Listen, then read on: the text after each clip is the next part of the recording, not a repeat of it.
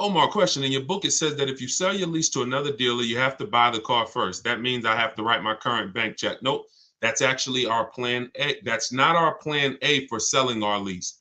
If you have what most people do who are trying to get their lease equity, if you don't know you could sell a lease, if you didn't know you could sell a lease type of one, this is going to be relevant to you. We've sold leases for the last couple of years. You've always been able to sell them, but the last couple of years, it's been, there's a lot of money made. And when banks saw people making a lot of money selling their leases, $5, $7, $10,000, some of them implemented a third-party restriction, and that they limited who you can sell to. So they started letting. So then what you saw was a lot of people started buying their leases and reselling them. I don't like when you buy your lease and resell it, because you're going to pay taxes on the purchase and you're going to pay fees on the purchase, and then that's coming out of your profit. So I don't teach that. In the book, Omar, continue reading or just read that section over. There's a lot of money involved in that section. When we have a third-party restriction, we're getting bids from a local dealer. We're talking to used car dealers. I have a script in there of what to say. We're selling our car to a local used car dealer. And if there's more money to be made buying and reselling, then you can do that. But oftentimes, because dealers most times don't need to pay the taxes, the dealer payoff is lower usually than the customer payoff, which means you can sell direct to a dealer and put more money in your pocket, but you must get bids. That section carefully, Omar. All right, come on in. Everybody hit the share button who is into sharing. If you're into sharing, if you share great information, if you're into financial literacy, if you believe that people should be able to, have the information to make the best decisions for themselves, then hit that share button. I appreciate all the sharers. I cannot do this. We can't do this mission without the sharers. Thank y'all. All right, let's go. Let's go. I see Instagram. Let's go. Want to trade my car, which I still owe money on, and I want to lease now. That's going to be very common. Many of you are going to find out as you find out you will, unfortunately, many of you were just programmed never to lease. You were programmed that leasing was bad. And when you find out the math and how much that's cost you, the first thing you're going to want to do is get out of your finance and go into a lease. So you need to call your bank. In my book, I call this the equity assessment. This is step 2. After you decide, now you've already done step 1, which is great. Step 1 is deciding, should I buy or lease? Asking yourself the most important question: how many years am I keeping this car? To decide, are we going to go for our long-term purchase where we can avoid the depreciation in the long term, or are we going to go for a short-term lease to avoid the depreciation hit? Once you answer that question, that's step 1. Now we move on to step 2, which is our equity assessment. That's when we have to look at the current car we have, and we have to find out what our position is in it. Are we in a negative position? Are we in a positive equity position? So you're going to call your bank, find out what your payoff is, get your payoff. Don't look at your residual value on your contract. Don't look at, whatever your statement is. If you're going, you can do this with a finance, you can do this with a lease. The equity assessment process starts the same way. You call, you get a payoff, you find out what you owe, and then you're going to go to the online bidding, to the online car buyers, and you're going to get offers so that you can find out relative to what you owe, how much is the market value of your vehicle. And the market value is based on how much someone's willing to pay you for the car. It's not based on what a algorithm site says. It's based on, I got 6, 7, 8 cash offers, which is when you follow this process, that's what you're going to get. And you take the highest one, and then you look at what you owe. And if the highest offer is greater than your payoff, that's called equity. If the highest offer is lower than your payoff, that's negative equity, in which case you have to go with a different plan with negative equity. And some of you are going to have negative equity. You're still going to want to transfer that to a lease. But you need to know how much negative equity you have. So you must complete the equity assessment first, then we move on. Pete, how much normally is a good amount to put down? So when we look at putting money down, it's all payment management. If I'm financing a car and my goal is to pay off the car as quick as possible because I'm keeping it for, 8, 10, 12, 15 years, then I'm going to put as much money as I can down. But it goes back to what we talked about in the last segment. If y'all were here in the last segment, you remember we talked about what you're doing with your money. So let's say a person is using them, you got your money invested, you're getting returns on your money, 8, 10, 12%. Then if you have a low interest rate, you might want to ride that out. So there's 3 ways to go. You're either going to say, all right, I'm not really interested in getting investing my money. I'm not getting a lot on my money. Most of my money is either in the bank or in savings, and that's what I do. In which case you might say, I want to pay off this car as quick as possible, and then I want to just have no car payment. So I'll put more money down in that scenario. In a second scenario, you're investing your money and you're going to say, okay, I'm going to leverage, I'm going to use the bank's money at a very low interest rate if it's available, 2, 3%, 0%, 0.99%. I'm going to use this money, let my money make more money for me, and then I'm going to put as little as possible down. And then the third case is when you say, okay, well, the third case is probably going to cash or a lease scenario, but that's how you would compare it. It depends on your personal choices, what you're doing with your money. And if you're not into investing and making a lot of money on your money, then you probably want to get that car paid off as quick as possible, in which case put as much as you could afford to put down so that the loan's out of the way as soon as possible. But it's all personal. All right. I see from IG. Is it a way to get a lease without a down payment? Look, are you kidding me? And that's not an insult to your question. That's just, this is all we do. I know you might have looked at these questions and you said, you might have looked at these lease deals online and you see all of these deals that say, hey, put 3,000 down or the $32.99 do it lease signing. Listen, the lease is custom. You choose the mileage. You choose the structure. So the way we shop, this is all in my book and this is all in my free videos. So as you go through all my free videos, y'all gonna hear all of these things match. Whether you on these lives with me, whether you watching my videos, could we keep hitting the likes on TikTok? Let's shoot the likes up even more. Appreciate y'all. Whether you're looking at the free videos, whether you're on a live or whether you're in the book, you're gonna see they're all the same. So when the way we shop for a lease is we are picking our car and we're going to get our offers with only first month payment out of pocket, 12,000 miles per year. If anyone tells you they can't do that, they're lying to you. Straight up, they are lying to you. And that's why we never put our faith in one dealer. In my book, I have something called the 25-to-5 strategy, where we're connecting with 25 local dealers online in 20 minutes.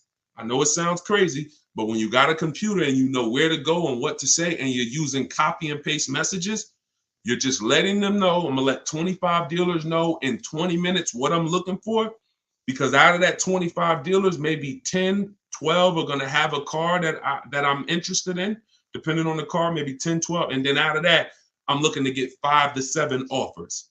So it's 25-to-5, 25 connections, 5 offers. And until you start doing this, until you start looking at 5 offers, y'all, you're not going to see how overpriced some dealers are.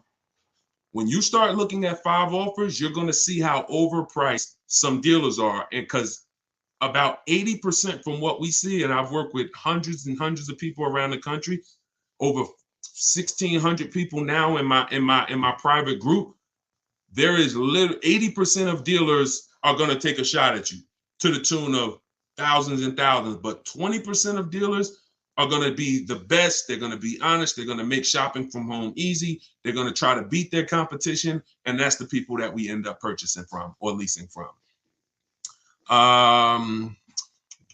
Is it better to lease or buy when using for a business? It depends on the type of business. The only business that I say it's not better to lease. See, leasing is for people who are not keeping their cars 8 years. Very simple. It's called the 8-year rule. And when you see that what it's about is avoiding the depreciation hit. When you're buying a car, your biggest expense by far is depreciation. If you buy a car today for $30,000, brand new car, what's that car worth in 5 years, y'all? Throw some numbers out there. If you buy a car today, $30,000, brand new car, what's that car going to be worth in 5 years? Throw some numbers out there. Thanks, Ed. I see you, man. Appreciate you. Look, let me see. Let's see what people come in at.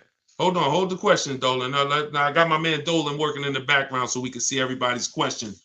But hold on. Let's go deep on this. It's not going to be worth 17. If you could buy a car for 30,000 and then it's worth 17 in 5 years, that's not going to happen. So let's just and 22. See. All right. This is a deeper problem. Let me hit on this, y'all. Let me hit on this. This is a big problem, all right? Some of you let the last 3 years fool you. And this happened to car dealers too. There are still car dealers out there that think this is pandemic, and they're trying their best to hold on to what was. I used to, during the pandemic, some car salesman says, man, somebody will walk in, I tell them they got to pay $8,000 over sticker, and I got it. I could get them to pay that. They're still trying to hold on to that. They don't realize that over a year ago, their competition started adjusting and started really doing, well, their competition was doing deals from the get-go. So that's them. But let me talk to you. If you bought a car in 2018, 17, 16, 19, 20, early 2020, you could have sold that car and actually either made money. In fact, most people made money. That's gone. Don't let that get you thinking that there is that you can buy a car and flip a car or break even on a car. That was a once in a lifetime opportunity based on limited inventory, based on a global pandemic, based on a microchip shortage, based on an industry that usually puts 60 million cars a year through the transaction. They didn't have it. And so everything went up $7,000 to $15,000. Everything. Some of you cashed out. If you cashed out during that time, those last 3 years, 2020, 2021, 2022, if you cashed out, you sold something and you made a bunch of money, type a $sign. Just type $sign so we can actually see. Because some of you, I was talking to you back then and you cashed out through my advice. And some of you, you just found out on your own, or you found out through somewhere else and you ended up cashing out and making a bunch of money. If that's you, put $signs. But that is over. The times we had people buying cars in 2019, overpaying for them, or buying cars and coming back and flipping them and making money on them. You try that now, you're going to lose your shirt. It's over. So I'm here to tell you that the normal depreciation on a car is a 20% loss the first year. 20% loss the first year. So if you pay 30 grand for a car, that car is worth 80% of 30 grand after a year with normal driving. If you're a high mileage driver, it's worth even less than that. If you're a low mileage driver, very low, it's worth a little more than that. But that's standard, 20% going. Second year, you're going to lose probably another 15%. Third year, you're probably going to lose about 12.5%. Probably lose another 12.5% the next year. Then you'll lose 10%. And that's the depreciation curve. That's where we are. So when I asked y'all 3-4 minutes ago, if we bought a $30,000 car, what it would be worth today, the answer is what it would be worth after 5 years. The answer is probably going to be about 12 grand. The answer is probably going to be about 12 grand. And we've gotten so far, I had to go deep on that subject, so I kind of forgot what the original question was and how we got on it. But the name of the game is avoiding depreciation. That was how we got on it. So if you don't know, that's your biggest expense. Your biggest expense is not maintenance. It's depreciation. You're losing thousands and thousands of dollars in depreciation. So when you're deciding, should I lease or purchase? When I tell you the answer is 8 years, if you're not keeping your next car 8 years, you should be leasing it, because if you get a great lease deal, you can't get a regular lease deal. You must get a great lease deal that comes through multiple offers. Then you're going to avoid those big depreciation losses that these owners are taking. Now, at the same time, if you're buying your car to keep 8 years, you should be purchasing it, because once that depreciation levels out, remember what I said, you lose this percent the first year, this percent the second year, but every year later, it starts to get smaller and smaller. Eventually, you're only losing like 5% on the car, and that's the time where you want to keep it. That's when you won. That's the reward. That's where you're like, okay, now I'm winning based on my purchase. Okay. So whenever you're looking at leasing versus purchase, it's a long term. You got to look down the road, and you must ask yourself, how long am I going to keep this car? All right. All right. Let's go. Dolan, next question. Dolan pulling questions in from every platform. Should lease rates increase depending on yearly mileage allotment? So we always shop with 12,000 miles per year. Find your best deal.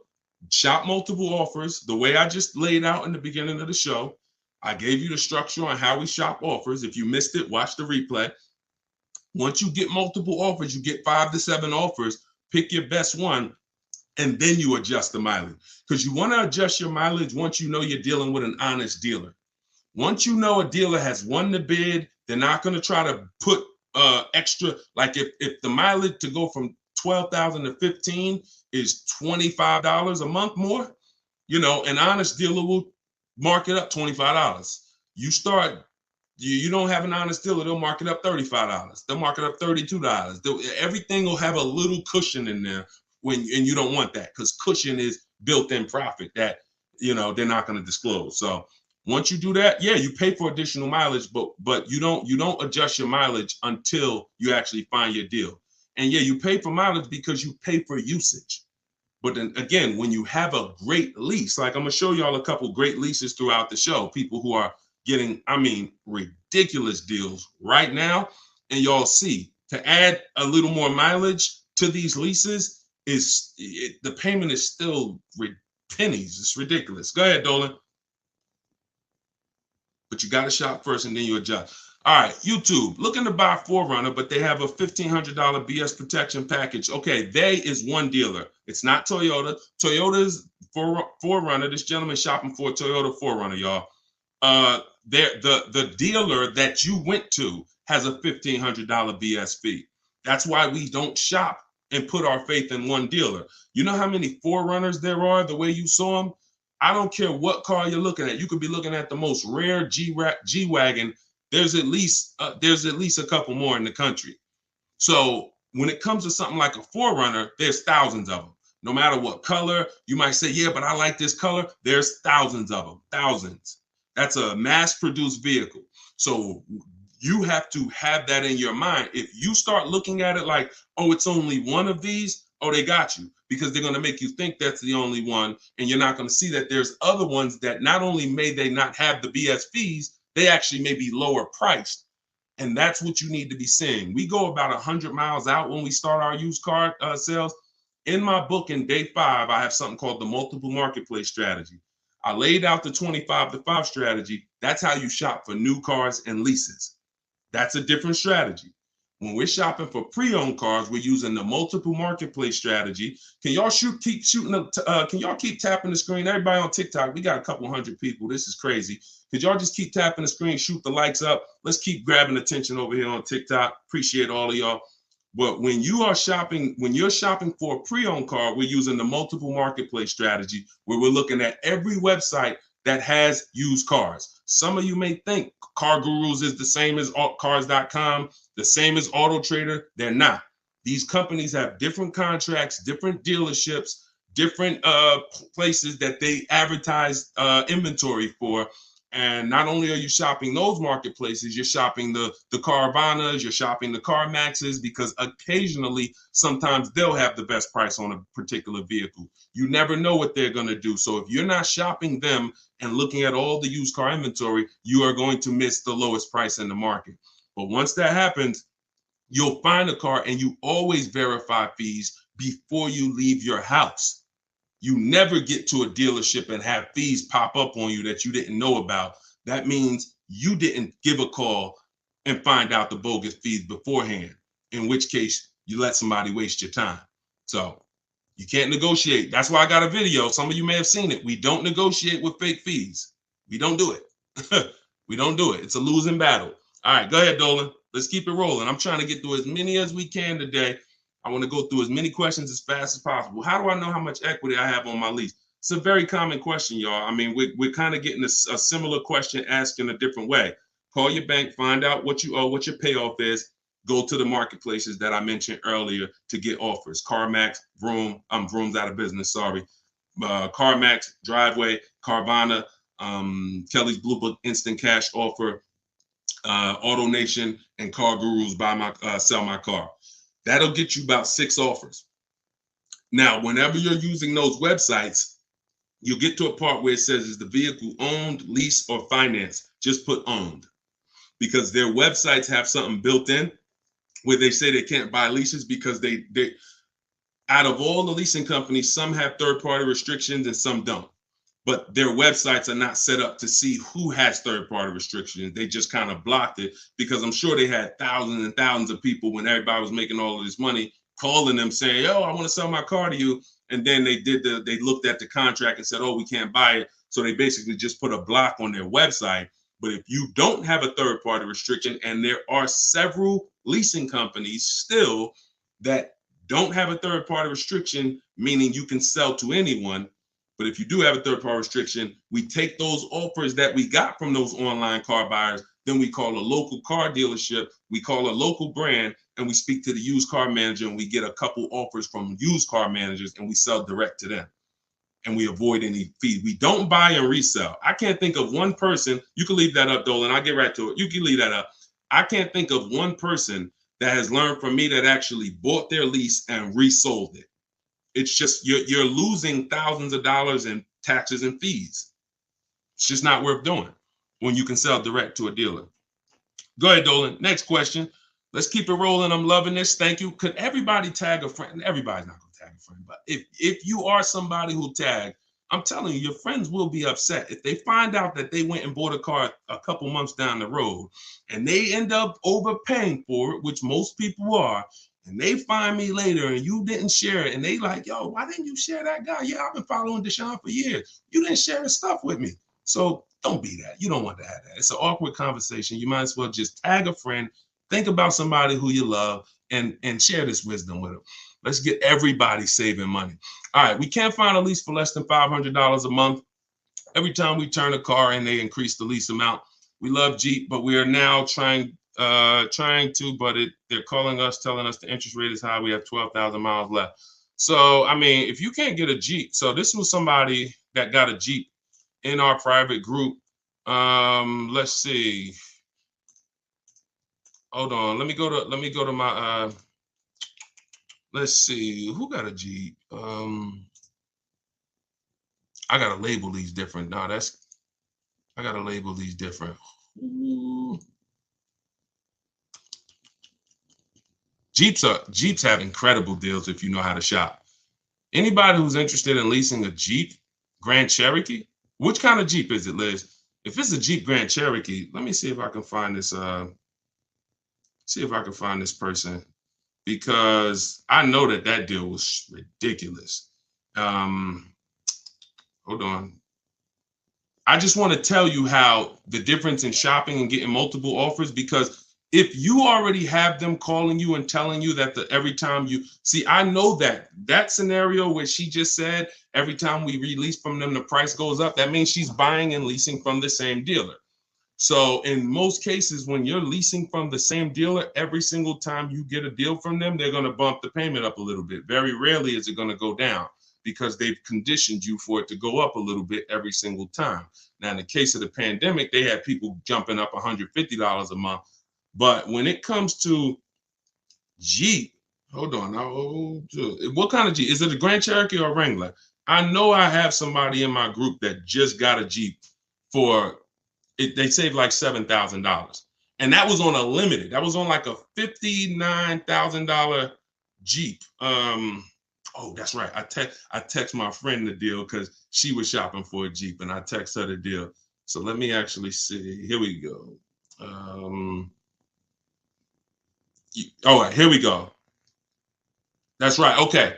She got a $45,000 Jeep Grand Cherokee. If y'all can't see this, this is Raphael. She got a $45,000. Now, I don't know how you're equipping your Jeep, but hers is $45,925. She's paying $549 a month, and that's all the money she gave them. She put $540, she gave them $549, and she drove off. So if you are somebody who says, all right, that deal is ridiculous, I'm gonna put down $1,500 more, drop my payment to like probably about $1,500 more out of pocket, will drop that payment to probably $498. And or you might say, Deshone, I don't even need the limited. I see she got the blacked out one. I don't need all of that. I'll take one that's a little less than that. But this was last month. So, I mean, you must shop offers on these cars. You must shop multiple offers. You must get at least 5 quotes from 5 unrelated dealers, because one thing that will surprise you is Raphael had offers for $600, $700. I remember I helped the lady Christina. She was in our group a year ago, and her best offer, she got like a $52,000 Jeep, white with the black top. and it was like 606 a month. But her highest offer she got from a dealer was like 1100. So she had some for 1100, she had some for like 899 or something, and then her best one was 606. So oftentimes what you think is overpriced is just that one dealer you're dealing with that's trying to take a shot at you. That's why multiple offers from home is the way to go. This is what's in my book. This is what I teach in my videos. If you guys want to have it right in one spot with all my scripts, everything, I don't even want you talking. I really want you typing, because when you talk, you can say something wrong. If you type, you can't mess up. Thank you so much. Appreciate that. If you type, you can't mess up. So 75% off. I just put the book out. It's called Car Shopping for People That Hate Car Shopping. If you hate car shopping, type hate. Type I hate it. All right. And we're already rated 5 stars on Goodreads. And I want y'all to have everything I teach in one spot. That way you don't have to go through all my videos trying to see which one's for me and which one's for leasing and which one's for selling my lease. And oh, this one's for a used car. I don't need that. That's you can do that. You can certainly do that. The information's there. But if you want it all in one spot, get your book for 75% off in my TikTok bio, or go to my Instagram bio, click that link, and then click the button that says 75% off, or go to deshonsbook.com. All right, go ahead. Go ahead. Yep, you good, Dolan. I want to buy a certified pre-owned car.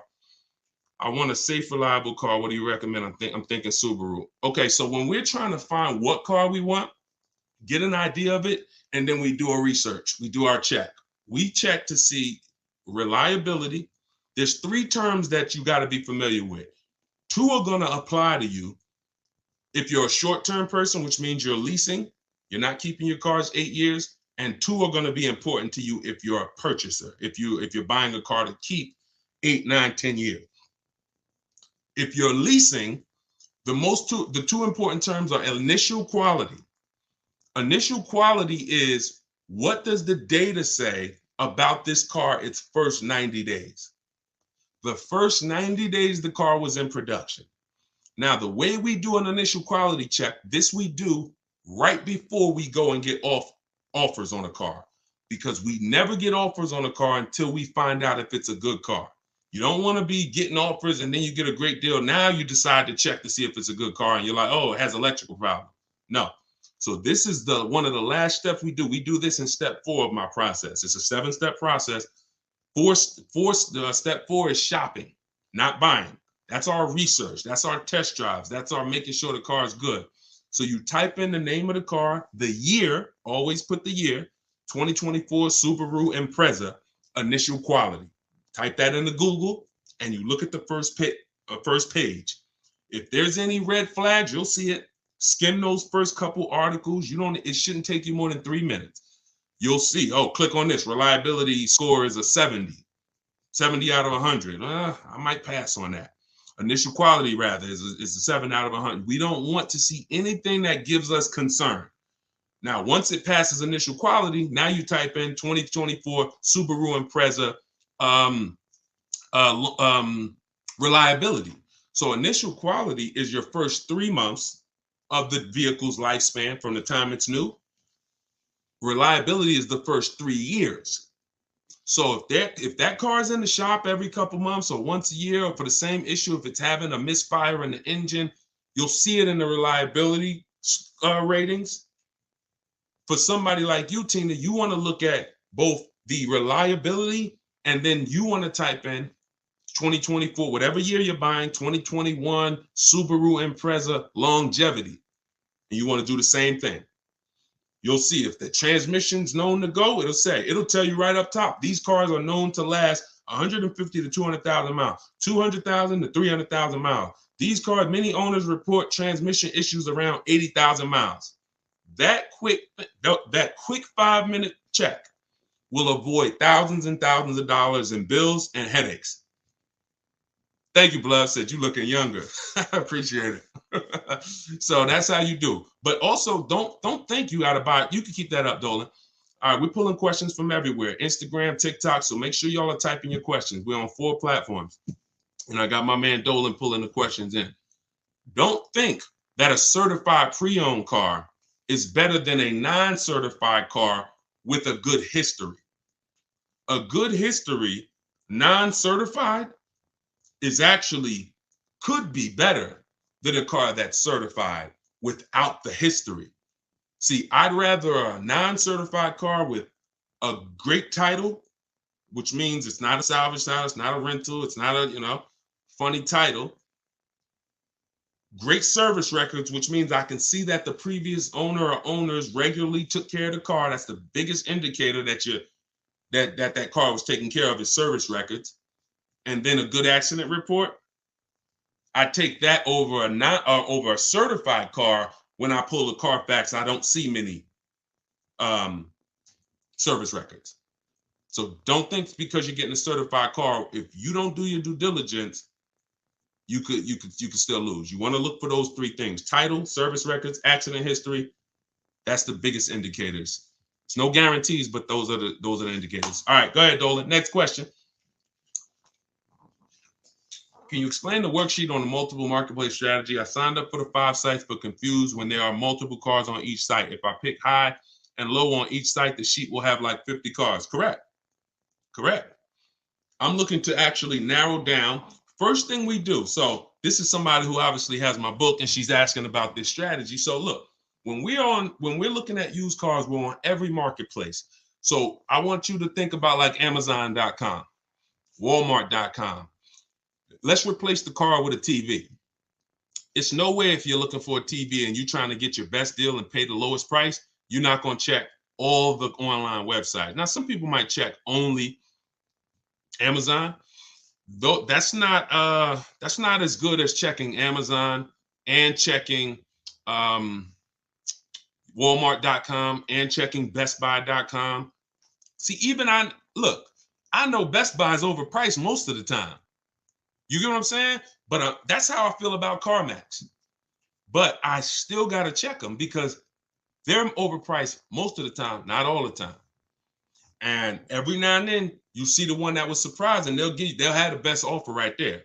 So that's why I'm always going to check all the marketplaces: CarMax, Driveway, and then we're going to open up your Auto Trader, Cars.com, Car Gurus, at Carfax.com. There's 8 used car marketplaces. So we open them up, and now we put in our criteria. What are we looking for? Now, we don't look to buy. I don't want you buying the first day when you open those marketplaces. Here's the goal when we open the marketplaces. Who remembers what I said about market value? If you were on the last broadcast, or if you heard me talk about it, what are we interested in when it comes to market value? Who remembers? And let me see. We might have a whole fresh crowd on here. We got a couple hundred people. We got like 400 people on here between all the platforms. So I don't want to assume, but let's see if anybody has heard from any of my other broadcasts. When it comes to market value, what are we interested in? All right, we might have a whole fresh crowd. Below market value, y'all. So how do we buy below market value? First thing we need to do is see what is market value. Yep, I see you, Ronald. The first thing we need to do is see what is market value. So your goal when you open up those marketplaces, and this is what I teach you in my book. First things first, we sort all our prices high to low. We create accounts because we want to be alerted of any new inventory. Because once I know what the market value is, I know where the low side of the market is. So you might look and say, we sort all the prices, low to high, low to high, low to high. Now I can see all the low prices are around 22, 23, 20, 22, 23, 24, but then it goes up to 25, 26, 27. That's market value, that middle. And then you got the overmarket, it's always going to be cars that are priced higher, above market value. Now, when we look at the low side, here's what we're able to say. Here's what you have to know. Be prepared for it. The low side of the market is where all the crap is. So you're going to see bad titles. You're going to see accidents. You're going to see frame damage. That's fine because you're looking through all of that And then you're going to find that diamond, and you know what the low side of the market is. Here's what's also very important. You might see a car, you might say, I want a black car or a white or silver. You see a car that has all the boxes I talked about, which we checked, title great, service records great, accidents great. It's the wrong color though. Dang, I don't want blue. That's an indicator. I don't care if it's blue. I'm not going to buy it because it's not my color, but it's showing me where the low side of the market is. That's a deal. If somebody wanted a navy blue car, that's a daggone below market deal. So we have to find out what the market is. Then we find out where the low side of the market is. And then we have on alert so that every car that pops up, it comes to our email immediately. As soon as they list it, boom, we get the email and we know the low side of the market. So when we look at that car and we're like, oh, wait, this is $22,000 and it's my color. All right, you open it. Ah, shoot, 2 accidents. No problem. Now you get another one a couple days later. Oh, shoot. All right, black. Oh, 22.5. Good price. You open that thing. Wait, service records look great. Oh, accidents look great. Now we go to verify if there are any bogus fees. We do one more step. We pull the window sticker because I want to know what's in that car. I want to know what the original equipment, what is the actual original price. Once I find that out, I got to get there and get that car. So that's how you do it. You have to, it's a narrowing down. You're looking at all this inventory. I'm going to narrow it down to the best, and then I'm going to snag my deal.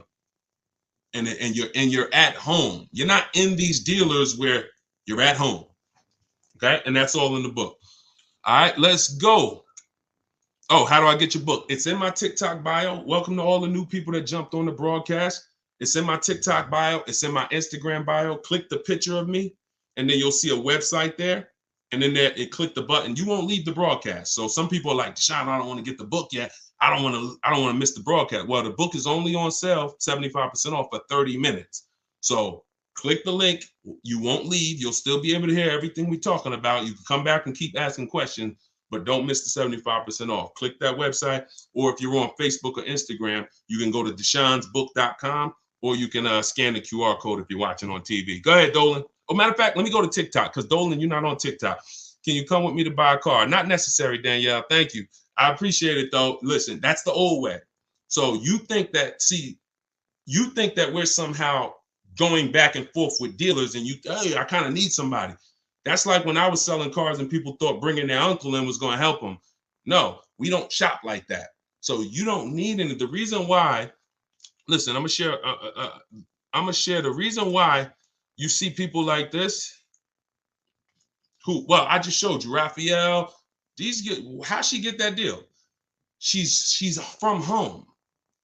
See, you put yourself in a vulnerable position where you go in. Some of you, I mean, be honest. If you ever felt like, you were being taken advantage of, or you were getting talked down to at a dealership, type of one.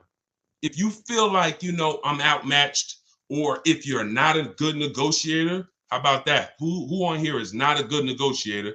Type of one in the chat. All of these things I want you to know.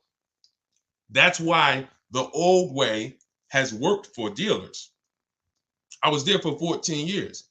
It's all about psychology and negotiation and confrontation and being comfortable with confrontation, which most car salespeople are.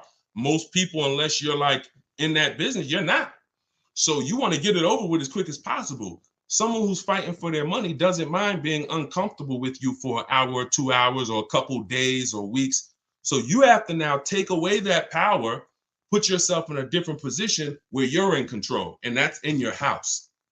That's why you don't need me. You need if you use what I teach. If you do it your old way, then yeah, you need somebody, and you're still not going to get your best offer because your best offer comes from shopping multiple dealers. But once you start shopping multiple dealers, you'll see they'll be jumping through hoops, and you'll feel like, dang, I got the power now. That's the name of the game. Yeah, I'm gonna do another one from TikTok because I know Dolan's you're not pulling. We'll get back to IG. We got all questions coming from everywhere. I just don't want to leave TikTok out. Would you recommend buying a car outright, cash, no note? Yeah, we talked about that in the last hour. If you're not invested, if you're not investing your money and the bank's money, if the bank, look, It depends on if you're investing your money. If you're and you're making money on your money, those people don't usually put their cash in cars. They want to keep their money making money. But if you're not really investing, then you probably want to just pay cash, get the transaction out the way. And if you're investing your money and you can use the bank's money at a low interest, you have to always check if the car you're shopping for has a low interest rate on it, y'all. Some of these cars have 0%, 0.99%. This is like a finance rebate. It's like the bank saying, here, use our money for free, and we will let, like, you cannot compete. It's no point in going to your credit union. No one can beat it. 0.99%, 1.99. When you can use the bank's money that cheap, you can keep your money making money, and you can keep your money in your bank account. A lot of times in this economy, people want to have their money available. So it's all personal though. If you notice, unless we're talking about leasing or buying, I'm not really going to say something you did was wrong, because it's a case by case basis. I'm more about, let me show you the options based on different people, and you pick who you are and you do that. The only thing that I'll tell somebody in a lot of cases they're wrong, almost all, is the leasing versus buying scenario all day. All right, go ahead, Dolan. Next question. Bring it in from either Instagram, TikTok, somewhere. All right, Tina, I want to buy a car and pay it in full, but don't want them to take advantage of me because if it is, okay, that's kind of a similar question, Tina. We've been talking about that like the whole broadcast. So, like, that's how to shop is kind of what we're talking about. So let's go to the next one and just, stay on the broadcast. The continual theme is nobody on here who's using what they learn from me, what they're learning in this live, what I have on my videos, what's in my book. No one should be worried about being taken advantage of because you're not shopping the old way anymore. Alejandro, I have equity in my current lease. If I want to purchase the vehicle, could the dealer subtract that equity from the purchase price on the lease contract if I decide to buy it? No. If how do you know you have equity? Your equity is based on someone offering to buy the vehicle from you. So if you listen, equity is based on offers, nothing else. Kelly's Blue Book telling you your car is worth 20 grand is not an offer. Kelly's Blue Book instant cash offer, where they actually have a local dealer or a couple local dealers who will make you an offer, cash, come pick up, hey, bring your car in, we'll give you a check. That's how you assess equity. We do this in step 2. Once we decide whether we're leasing versus buying, which is the foundation of our car deal, you can't get a great deal if you purchased, but you should have leased. Can't get a great deal. It's over. You're on the wrong foundation. You can't get a great deal if you leased and you should have purchased, because the long-term wins you would have gotten, you now lose. Once you move past that, your next step is equity assessment. Look at my current car. Now some of you, Deshone, I don't have a current car, then you skip it. But if you have a current car, a lease, or a car you own, or a car you're paying for, you're financing, equity assessment, which means I'm going to call my bank and I'm going to find out what my payoff is. Then I'm going to go to the actual online buyers and get offers. And then I'm going to see, are my offers, is my highest offer higher than my payoff? That's equity. But there's no other way. So if you were to purchase that vehicle, no one can take your equity, because this is what my car would have sold for, but I'm going to buy it for the price they say I could buy it for. So if that's $4,000 less, great. But also be aware, not everyone is willing to pay you that. That was just one buyer who beat everybody else. So that's why I'm not into buying leases, because I'm not into buying your car, because all you're doing when you're buying your lease is buying a used car. That's it. That's all you're doing. All right. Hold on. I'm 20,000 miles over on my lease. Should I get a new lease or purchase my current vehicle? All right. This is very important, y'all. Watch this. I'm about to save. Look, y'all know I get excited about saving you money. If you listen, you're going to be writing me and telling me for years about all the money that you save. This is a big warning. When it comes to purchasing leases that are over mileage. Some of you, in an effort to avoid a $2,500 mileage penalty, that was your fault. Okay, I'm not going to beat you up, but you drove the mileage. You contracted for this mileage. You drove more. That could happen through negligence, or it could happen through a real lifestyle change. I used to work 10 minutes from home. Now I work 40 minutes from home. It happens. And it doesn't matter. We're going to pay for what we use. It's okay, especially if you got a great lease deal. I'll pay for what I use. But here's the math about this. Going over your lease mileage is never a reason to buy your vehicle. Here's why.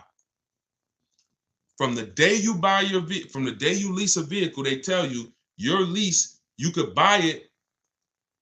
The purchase value, the residual value at the end is, let's say, $18,000. Let's just say that.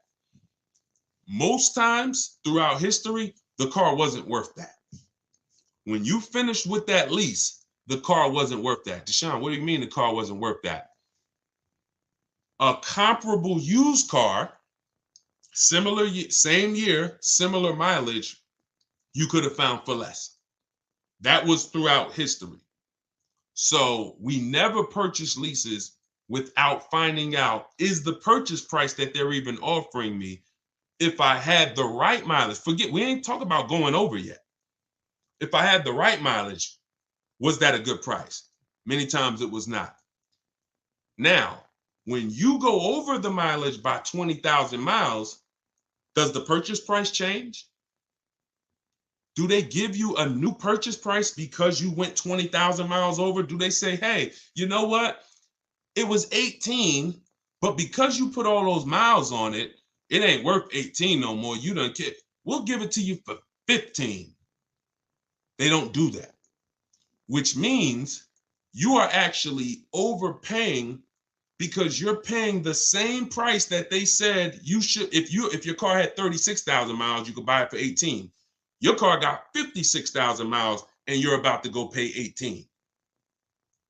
That's why going over mileage is never a reason to buy your lease. It's even more reason not to. It makes the car even more not worth what that buyout price is. So the best thing for you to do is to assess the penalty. First thing to do is you're going to compare three things. Can I sell this car? Using the equity assessment, we talked about that. Either watch the replay, get my book at 75% off in my Instagram bio, go to step 2, which is the equity assessment, get my book in the TikTok bio, click the link and get it for 75% off. It's normally $97. You could be reading it in a matter of minutes. And then what you do is you go to day 2 and you do the equity assessment and you see, all right, how much could I sell this for? If I'm going to lose, now I got to see what's the smallest loss I could take. Now, you might be able to sell it to a buyer.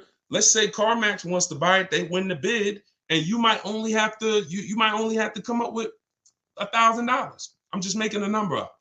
Sell it to them, pay the difference. It's better than a mileage penalty. It's better than the penalty you're going to hit. Now, second scenario is you actually see, if I was to replace the car now, what's the mileage penalty and the payment penalty? Because what most people don't understand is you have payments remaining. And some of them, so it's so many lies that's been told. I feel bad for y'all, because you don't know from which angle is what. Because somebody you might say, oh, well, I went in with, I had 3 payments left. I had 6 payments left and the dealership took care of them. No, they didn't. No, they didn't. In 99% of the cases, those 6 payments you had got rolled over to the next car deal. So those payments didn't disappear. So what you're going to do is you're going to compare. If I sell the car to the highest bidder, what's my penalty? Or maybe I went over on my Jeep mileage. This was back when the market was real high. I was over about 6,000 miles and I still sold my Jeep for $8,900. Again, everything in the world, every car in the United States was worth $7 to 15 grand more. So just because you're over miles don't mean you can't sell that car and close the gap. Second thing you want to compare is, if I get out now, what would the mileage and payment penalty be? Third thing is, if I just drive and go to the end, what would the mileage penalty be without the payments? Because if you got 3 payments left of $500, you got your mileage penalty and you got $500 in pay, $1,500 in payments to account for. So this all is structured. Very important. This is why some people say, Deshone, like, man,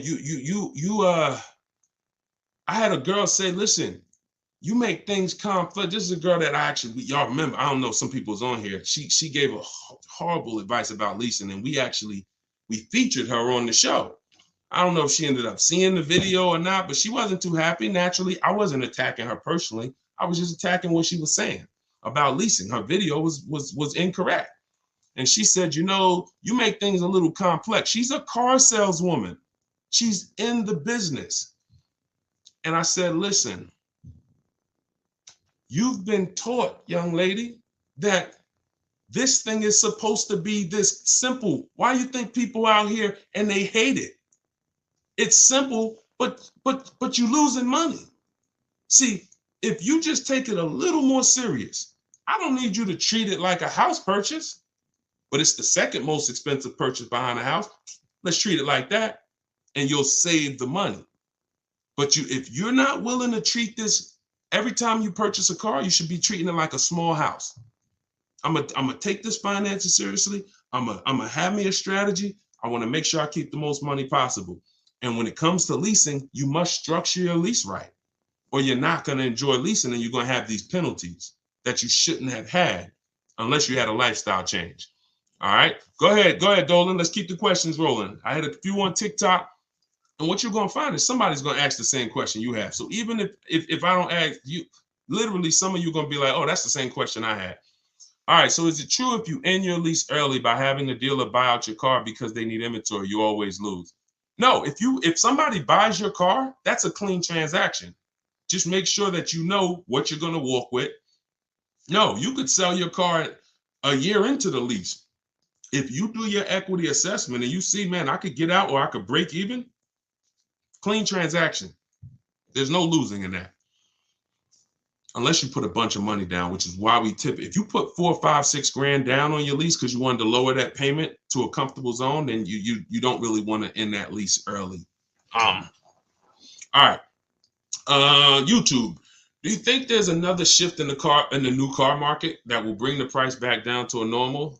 I'm sorry to tell you, prices is great.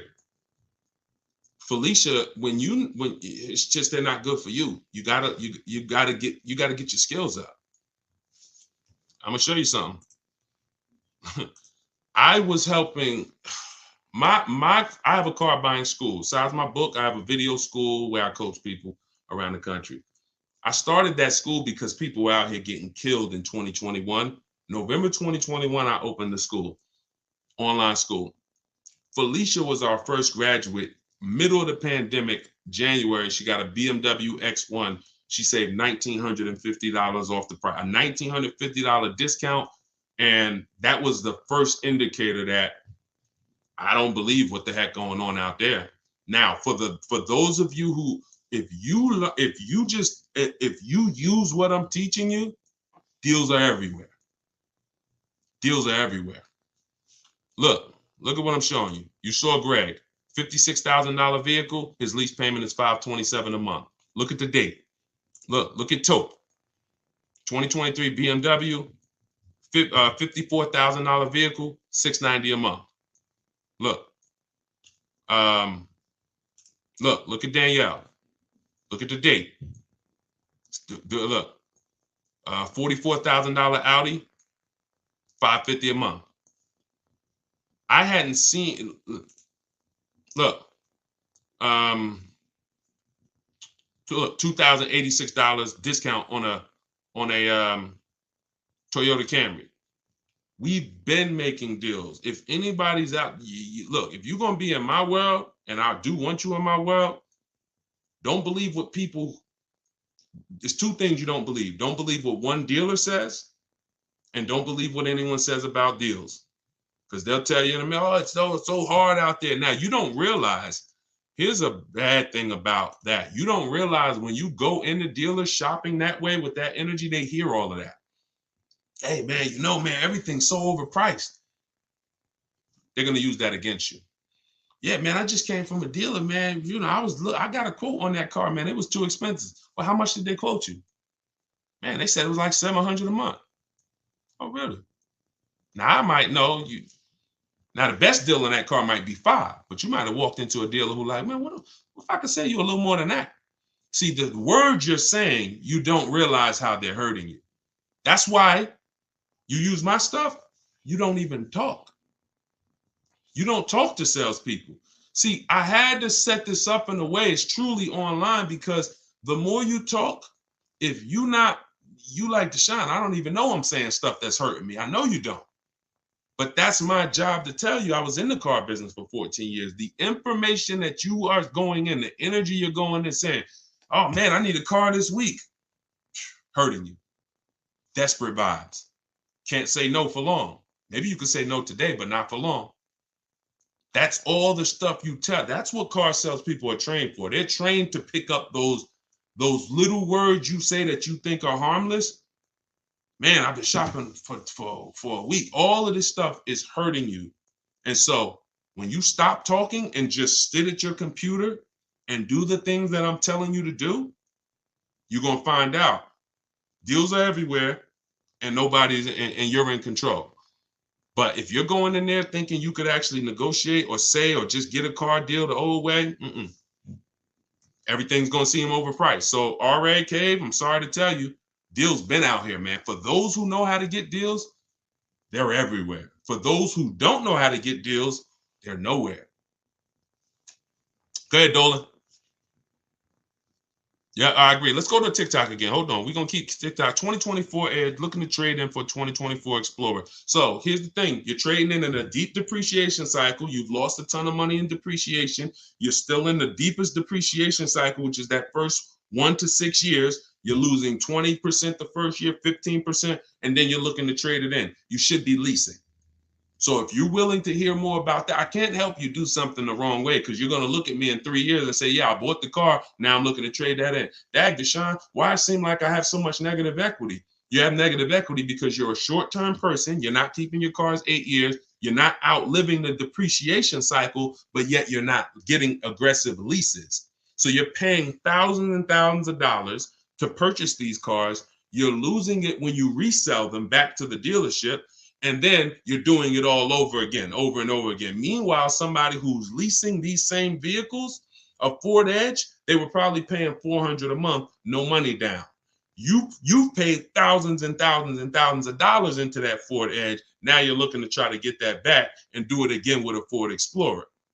Person, you should be leasing these cars. If you're not buying your cars to pay them off and outlive that depreciation, which is going to be heavy the first 6-7 years. I have something in my book and everything in my videos. I call it the 8-year rule. If you're not buying a car to get to that stage, that level of ownership, you should not be shopping for purchases. You should be shopping for aggressive leases. And then you're going to see, wow, now that my deal is on the right foundation, I'm actually saving thousands and thousands. You'll be able to see it.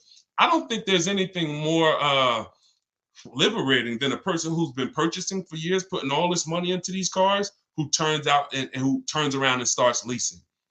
Like, you're going to see all that money you were putting in the cars in your bank account now, and you're going to be amazed. When should I look for a vehicle? Before leaving a job or after starting a new one? If it's the same, yeah, probably before leaving a job if you're going to look to get a loan for it. Go ahead, Dolan. Shoot the next question in TikTok, Instagram. Instagram, Facebook, YouTube. Send it in. All right, Facebook. My lease is due in December. I don't understand how to sell the lease. Just watch that part over, Peggy. I don't want to continue because there's people who've been on here. I don't want to listen. I know that there's only about 25 questions, 30 questions total that all of you could have. That's why you could sit on the broadcast and you could benefit, because someone else is going to ask the same question you have. But what I can't do is answer the same questions over and over again, because now I'm just doing a disservice to the people who've been on. So what I would tell you is watch wherever platform you're on. As soon as we end the show, we post the replay. So watch the replay and get the actual and get that part of the strategy, because I want to make sure the show's quality. I don't want people listening saying, Dad, he answered that question 3 times. Okay. Go ahead, Dolan. Shoot the next one in. Looking at buying a new car that just got redesigned. Okay. Should I wait to see how the new model rates before buying? Definitely. Oh, that's a great question. Who's heard that you should not buy a car the first year it comes out? If you've heard that you should not buy a car the first year it comes out, type of me in the comments. Y'all killing the likes on TikTok. Thank you so much. Y'all just keep tapping the screen as you come in. If you got time, every couple minutes, just throw some taps in there. Keep shooting those likes up. I appreciate everybody who's doing that. And I appreciate all the sharers. All right, so you see, got a bunch of people from every platform who's heard. Look, he's speaking facts. Make sure y'all lock in and invest in his resources. I appreciate you. Thank you, Linda. So now, a car being redesigned, thank you, LA. A car being redesigned is not the same as new engine, new transmission, new steering system. Redesign could be the same components, in which case, Janine, I'm not worried about a car that's been redesigned that has the same components. But if it has new technology, new things they're experimenting with, certainly you might want to give it a year before you actually. You don't want to be the guinea pig. You don't want to be the guinea pig because you're rolling the dice. Could be great, could be horrible. Okay, great question. Go ahead. Next question, Dolan. Welcome to all the new people. If y'all don't know, this is Car Shopping Secrets. This is what I'm thinking about calling this show because it's really the things I teach aren't secrets, but they're not well known.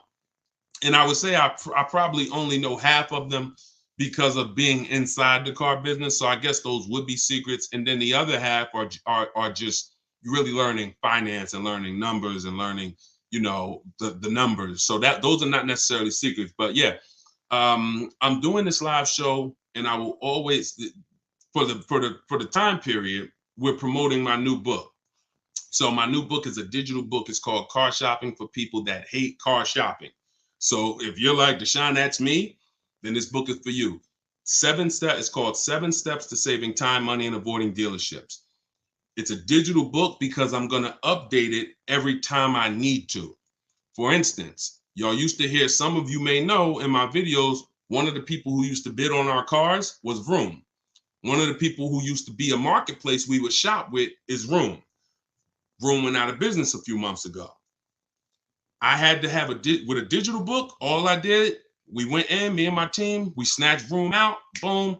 Everybody who had the book didn't have to go there and say, "Dag, Deshone, you sending us the Vroom," and they're out of business. We updated it, the file got updated, and we're able to keep it fresh. That's why the digital book is the way to go. So, but I'm doing 75% off as part of our official launch. And so it's normally $97. You can go to my TikTok bio and click that website. You won't leave the broadcast. You won't leave the show. Same thing on Instagram. My Instagram bio, you won't leave the show. Get your book.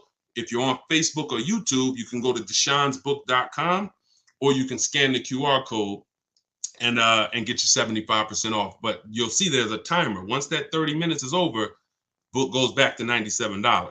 Go ahead, Dolan. Shoot the next one in. All right. This is IG, Instagram. Should you buy extended coverage on a used car? Great question. So if the car has, listen, Diva asks, should you purchase an extended warranty when you buy a used car? Now this goes for a new car too. Even though you have a warranty when you buy a new car, some people like to extend it if they're going to keep it.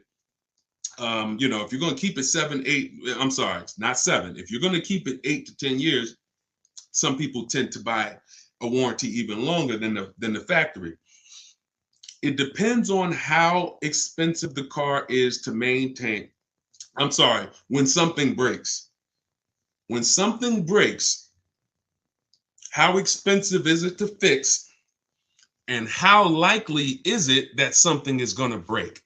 So if you use that test I told you all about earlier in the show, where we go to Google and we do our quality check on the car, one of the steps we do to make sure to decide if we're going to get an extended warranty is we type in the year, the make, the model, repair cost. That's also in the book. We do this in day 6 because this is in the paperwork and protection step. If you see that your vehicle is high on the expense list in terms of when something goes wrong, it's expensive to fix, then the warranty is usually a great investment. But you want to get it from a dealership. Call a couple, get a price from the one that you're shopping with, get a price from a couple local dealers just to make sure that they're not overcharging you for it. But if you see your car is very low on the repair list of expense and the likelihood of things going wrong, like it's not a car that's known for things to go wrong, and when it does go wrong, it's not expensive, then a warranty is not going to really pay for itself. You go spend $3,000 on a warranty, you're probably not going to get that money back in the claims you put in. So it has everything to do. That's what you do to decide whether a warranty is worth it or not. You must know if this is a Mercedes-Benz and when something breaks, it's $2,000 or it's $1,000 minimum, then yeah, I'm going to get that extended warranty from a dealership, not from any of these side companies that go out of business every year. All right, go ahead, Dolan, shoot the next one in. All right, keep typing your questions, y'all. We on here for a couple more minutes. All right, yeah, I'm loving this. And listen, and we want to keep the show fast-paced. Our goal is to make sure that every time we do a show, now y'all gonna see it's certain things that I want to go deep with on it. I'm gonna do something soon called where I show y'all like this it's a couple subjects that y'all see when we do a show. You're gonna be like, oh great, this ain't the time for questions. This is the time for me to just sit here and look at this. And I'll be asking y'all questions because y'all gonna be participating. But if we're doing straight up Q&A like this, we want to get through as many as possible. Go ahead, Dolan, shoot it up. Deshone, can you just go with me? All right, Dolan, you playing. Why you put that question up? Go ahead, next question, Dolan. Crystal, you didn't see somebody ask that same question. And what I said was, when you learn to shop from home, you don't need anyone with you. That's like saying, Deshone, can you come to my house and teach me to shop from home? We shop from home. And we don't spend more than 30 minutes in a car dealership. This stuff sounds, if you just jumped on the broadcast and you don't know me, you haven't used my stuff before, it sounds crazy. Deshone, how are you getting your best offer? But we have thousands of people doing it. They're using my system for shopping on home. The things I'm talking about in this live, the things I talk about in my social media videos, they took it and they're using it. The things that's in my book, they're using it. They're not deviating from it because it's an oil and water. My system and the way I'm teaching y'all to shop is nothing like the old way you've been shopping. It is oil and water. You can't mix them. You're either going to do it my way and try it and then say, Deshone, I love your way. I'm never doing it any other way.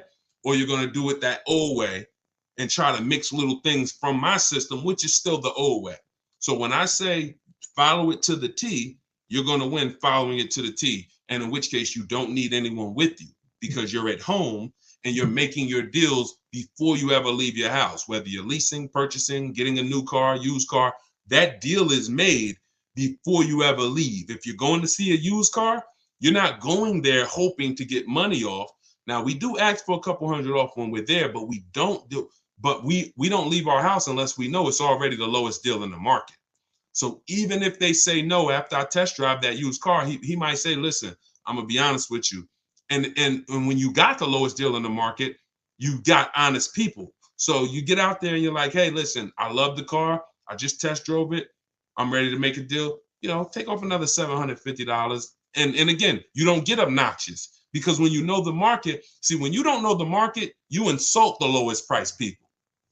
And you don't know because you think there's always more. No, it doesn't matter if he's the lowest in the market. There's more. And it's listen, and you end up walking away from the best deal in the market. But when you know the market, like you're going to know using what we talked about, you get out there, you say, listen, it's another $750. I'll take it right now.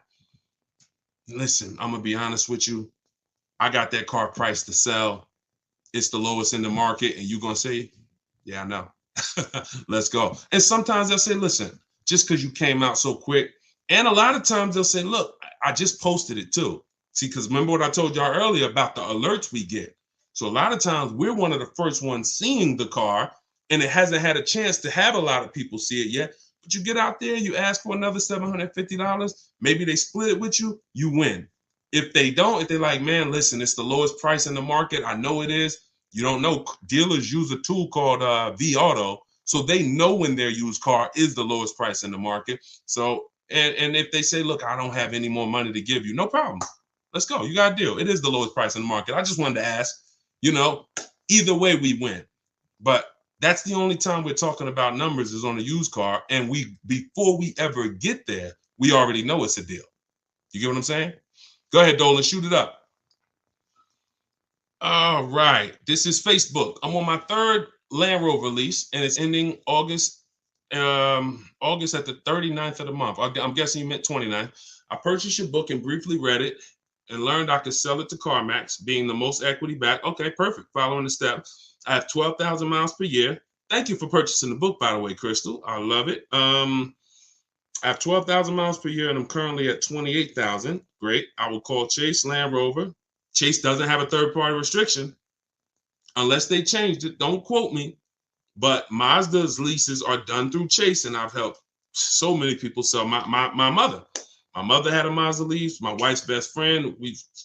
So if Chase still doesn't have a third-party restriction, then you can literally just cash out. You don't have to take third-party restriction part of the book that I say. Go ahead. I'm gonna keep reading. To see if I have ended the lease clause. But if I don't, how do I sell to CarMax without being dishonest about owning it? That's fine. You won't. All you do is call them and set the appointment. They're gonna do all the details. They don't expect people to know what you know. They don't expect people to know the difference between a third-party restriction and a lease that doesn't have one. So they're working with, unfortunately, they're working with unaware buyers. So most of the time they don't want to waste their time. But when you set your appointment up with CarMax and you tell them there's no third-party restriction, you'll be fine. Now, what you're going to have to do is, if you want to replace it, Crystal, you're going to move into the next step of the book, which is shopping for your lease, because you're now going to time your transactions. You're not going to just go sell a CarMax unless you have a backup car. You don't need a car right away. Some of you like Deshone, I need to sell my old car and I need the new car the same day, or that's fine. I teach you in the book how to time the transaction, because the thing about these buyers, CarMax, they'll be there for you, Crystal, 30 days from now. So when you go shop for your lease and shop your market and get your best lease, CarMax will be right there waiting for you, still waiting to pay the check, still waiting to cut you that check. And you just go there, pick up your check. I've been there twice. Once for myself, I sold my Jeep to CarMax. They won the bid. And then I sold my mother's lease to CarMax and went down there again with her and my father. And but CarMax doesn't always win the bid. Sometimes it's Carvana, sometimes it's AutoNation, but it's easy, Crystal. Just keep following the steps in the book, and there's nothing else to think about. Just you're gonna see it's super simple. Sometimes people are like, yo, this seems too, am I gonna mess something up? This looks like I'm about to make $3,000. And they like, no, you just go there and they're like, okay, they do the paperwork, they write up the purchase order, they bring you a check, here you go, thank you so much. It's a beautiful thing. Thank you, Krista. I appreciate you too. Let's go. Man. Let's go. Okay, look. All right, we got a lot of people who got the book on here. Thank you guys so much. Bought the book last week, shop Saturday, sent initial emails yesterday, and receiving several quotes today. Come on. I'm loving it. Everybody else, look, y'all, you hear what the people are saying, and if this is the way it's going to be going, I'm loving this.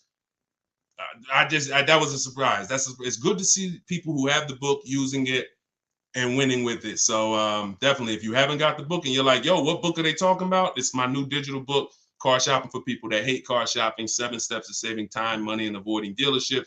You can get it in my TikTok bio or my Instagram bio for 75% off for the next 30 minutes. Click the link, click that website, and then click the button that says my new book, 75% off. But you got to get there before the timer runs out, or once the timer runs out, it's $97, which is still great. If you're on Facebook or Instagram, go to deshonesbook.com or scan the QR code if you're like watching on the television. All right, go ahead. We got a couple more and then we'll wrap. Go ahead, Dolan. If I get a RAV4 at MSRP with no add-ons, is that so? I'm gonna cut you off right there. This is YouTube. Question from YouTube. You don't dictate what a good deal is. See, that's where we lose. See, if someone tries to dictate, all right, let me show you right here. Let me show you Kimberly. You don't know what the bottom is on a vehicle. When you are shopping for a new car or a lease, if you set out to buy, you're not used. Y'all know we jumping from subject to subject depending on the question. We're talking about new cars and leases. When you go out there, you have no idea what the bottom price is. You can't say, oh, if it's MSRP, I get a good deal. If it's invoice price, I get a good deal. You don't know what rebates they have. You have no idea. I'm gonna show you Kimberly. This is why it's dangerous. Now I'm gonna use her as an extreme because on her, look, this is Kimberly. She's in my private group. She saved $20,000 off of her Maserati. $20,700 to be exact. As she was getting her offers, she had a couple dealers that wanted to take off $5,000. A couple dealers wanted to take off $7,000. Now she's probably getting excited. Oh, look, $7,000 off. Oh my God, this is amazing. Sitting at home, just watching these offers come through her computer. $12,000. Oh, this is it. Now, had she decided, you know what? $12,000, that got to be the best. She didn't I say, we had a big saying in my group. It's called trust the process. Trust the process means get 5 to 7 offers. 5 to 7 offers. She ends up getting an $86,961 Maserati for $66,000. Some of you, your best deal is going to be $7,000 off. Some of you, your best deal is going to be $3,000. Some of you, you might be shopping for vehicles that are so rare and exclusive. People are paying $100,000 over, like you're shopping for a Ferrari. Ferrari, where, you know, or a Lambo, they might have a car where they're charging $100,000 over asking price, and that people are paying it. Some people are paying it, and then you find a deal, and the lowest bidder is sticker price, which means no problem. How much better did you do than the people who overpaid? But until you get the offers, you don't know what the bottom of the market is. And I will never assume it. I've been doing this since 2006. Deals are going to be different. I will never assume. When I go in and you can't take one deal and bring it to the next. Yo, I saved 20 grand on the Maserati. So next time I buy a BMW, I'm looking to save 20 grand on that too. No. Each vehicle has its own lowest price in the market, and that's how you shop individually. Go ahead, shoot it up, Dolan. Next question. Wait, let me just leave that up. Let me just see if there's a second part of Ed's question. Can you throw that back up? I didn't know if it was a second part to his question. If not, that's okay. That was the biggest thing. Before you even go to the second part of the question, Ed, just make sure that you're not assuming what the bottom of the market is. You need to be getting at least 5 to 7 offers from independent dealers, and you're fine. Go ahead, Dolan. Next question. It's okay. All right. I'm loving this, man. This is wonderful. Facebook. This is from Facebook. I bought 20 plus vehicles in my lifetime. Okay. I did it your way the last time I bought, and I never left home until I went to pick up my truck. I finally did it right. Listen, Mike, you have no idea, because when you said I bought 20 plus vehicles, right? I was in my mind, I always say, listen, you're not an expert because you bought 30 cars. You're an expert when you have seen all these transactions, but you nailed it, man. You came in straight. Like, to say that I bought 20, listen to that, y'all. This is a person who has probably bought more vehicles than most people on this call. I'm sure he wasn't lazy with it. I'm sure he was going in doing his best, but he looks at the new way that we shop.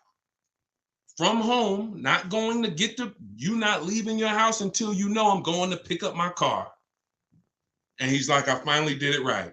My man, congratulations. And look, now you tell everybody, tell your family. Now you could teach your kids, you could teach everybody in your house. This is how we car shop, y'all. So the beautiful thing is, when you got teenagers and you got young children, y'all, that never bought their car, if you teach them how this is how you buy your first car, they are never tainted with the bad advice and the old 20, 30, 40-year advice, the way people are shopping. So thank you, Mike. I appreciate it. That was a good one, Dolan. Go ahead. Next one. Let's do a couple more, then we'll wrap. I'm having a good time. CEO, how do I purchase the book? It's in my TikTok bio. You won't leave the broadcast. It's a digital book, so it'll be in your inbox in literally seconds.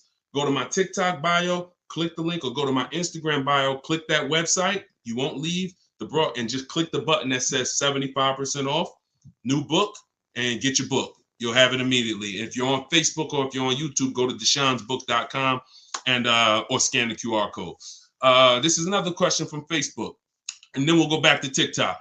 What do you think about the 24-10 rule in regards to your strategy? I don't. I think that's a rule about affordability, if I'm not mistaken.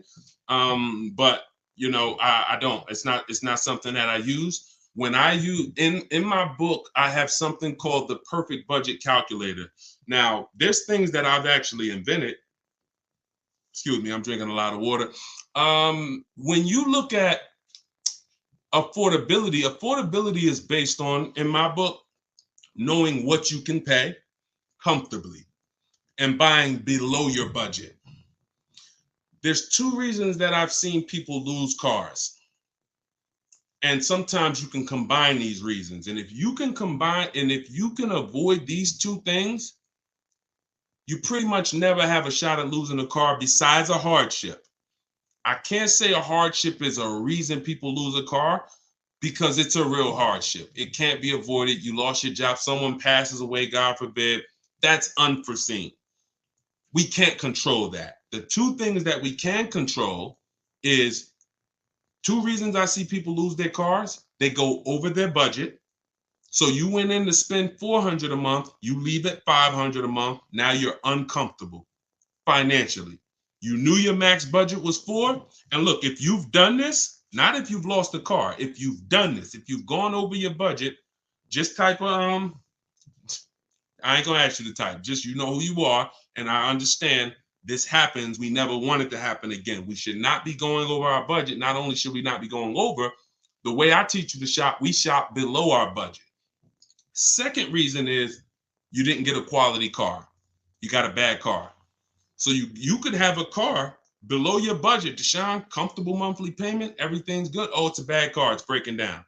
Oh, yo, this car is affordable, it's comfortable. Oh, shoot, it's a lemon. So those two reasons, you know, even when it comes to luxury cars, some people could afford the payment and now things start to break on it and they can't afford the maintenance. So when it comes to, now you combine those two, now that's the repo recipe. Like literally, I'm over budget in my car and then the car starts to break down. So now I end up with a car that's in the shop. I can't even drive it, but I still got a payment to make on it. And now the shop just told me, oh, I need $2,000 to fix it. So the way I teach you to shop is to always purchase below your budget and then using my strategies to find a quality car. If you get a quality car below your budget, that's what I teach. I don't know about the 24-10 rule. If it's working for people, God bless them, but I'm not that familiar with it. Go ahead. This one's from Instagram. Would it be okay to go test drive a car but stay quiet? Use your techniques of not saying the wrong thing. Yep, just rest, drinking, and go back to shop from home. Yeah, that's it. That is literally the formula. When you are shopping for a new car or a lease, not with a used car, we talked about this earlier, you are going to go in and test drive that car. That's the last thing you're going to do before you actually end up getting offers on it. Because that in my book, that's in step 4, which is the shopping step.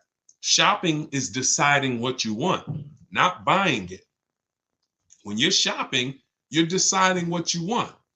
So once you test drive a car with a lease, I always tell people have 3 vehicles that you like. Because the first vehicle you shop for, you might get all those offers and it has a bad lease program on it. So many of our people have gone to their second choice because they'd be like, Deshone, I wanted a Range Rover. Range Rover lease was stupid. So I went and I got me a Lexus truck. Or I went and I got me the Mercedes that had a better lease program. That's fine. You can't control the lease program. So what you're going to see when you're shopping for a lease is a dealer could be discounting the car for you by thousands. If the lease program's bad, it's still going to be over 1.5%. But yeah, when it comes to it, that's what you do. We are test driving. Hey, I'm here to test drive. I teach you in the book how to call, set it up. Hey, I'm here for my test drive. You're there for 20 minutes. All right, listen, I enjoyed it. Thank you so much. If I decide this is the car for me, I'll certainly give you a call. No, hey, listen, can I just tell you about the offers? No, thank you. I'm good. You have to be adamant on that. And you'll know now, if you sit down and you start talking numbers, you know, man, I ain't following Deshone's system. At least now you'll know. I don't want you to do it. I want you to be like, force yourself. Nah, man, listen. Nah, look, because what you're going to do is you're going to go home and you're going to talk to multiple people like him. He wants you to sit down there so he can get that one-on-one with you. No, we're not doing one-to-one. We're doing 1 to 25. All right, go ahead, Dolan. Test driving, not rest drinking. Oh, no problem. I figured that's what you meant. I knew you. He said I meant test driving, not rest drinking. Listen, I know. And this is, if you ever have an issue getting your book at the end, it's only because that happens. We type fast. We switch a cup. That's why whenever you purchase the book, you'll see there's a support email. If that book is not in your inbox in literally less than 10 minutes, then it's usually an issue with the way you type the email. Just email the support and we'll make sure that you get the book direct to you. But yeah, no problem. I'm with you. All right, peace and blessings. I'm pre-approved for a vehicle. Should I tell the dealership up front or no? Yeah, Gina, you know what? I like it. I know people will say, yo, don't tell the dealership. And here's what you're going to do. You're going to let the dealership see if they can beat your rate. But you got to, whatever dealership you ended up buying from, when you find that car that has the best price, you go lock it up. And then you say, listen, I got my own financing. Here's my offer. But if you guys could beat it, then I'll give you the loan. See, that creates a much better experience, because what you're going to lose from some dealers is they won't even sell you the car for that price if you don't give them a shot to beat your rate. They won't sell you the car. So when you go in and say, yeah, I got pre-approved, but if y'all could beat it, I'll do the loan with y'all.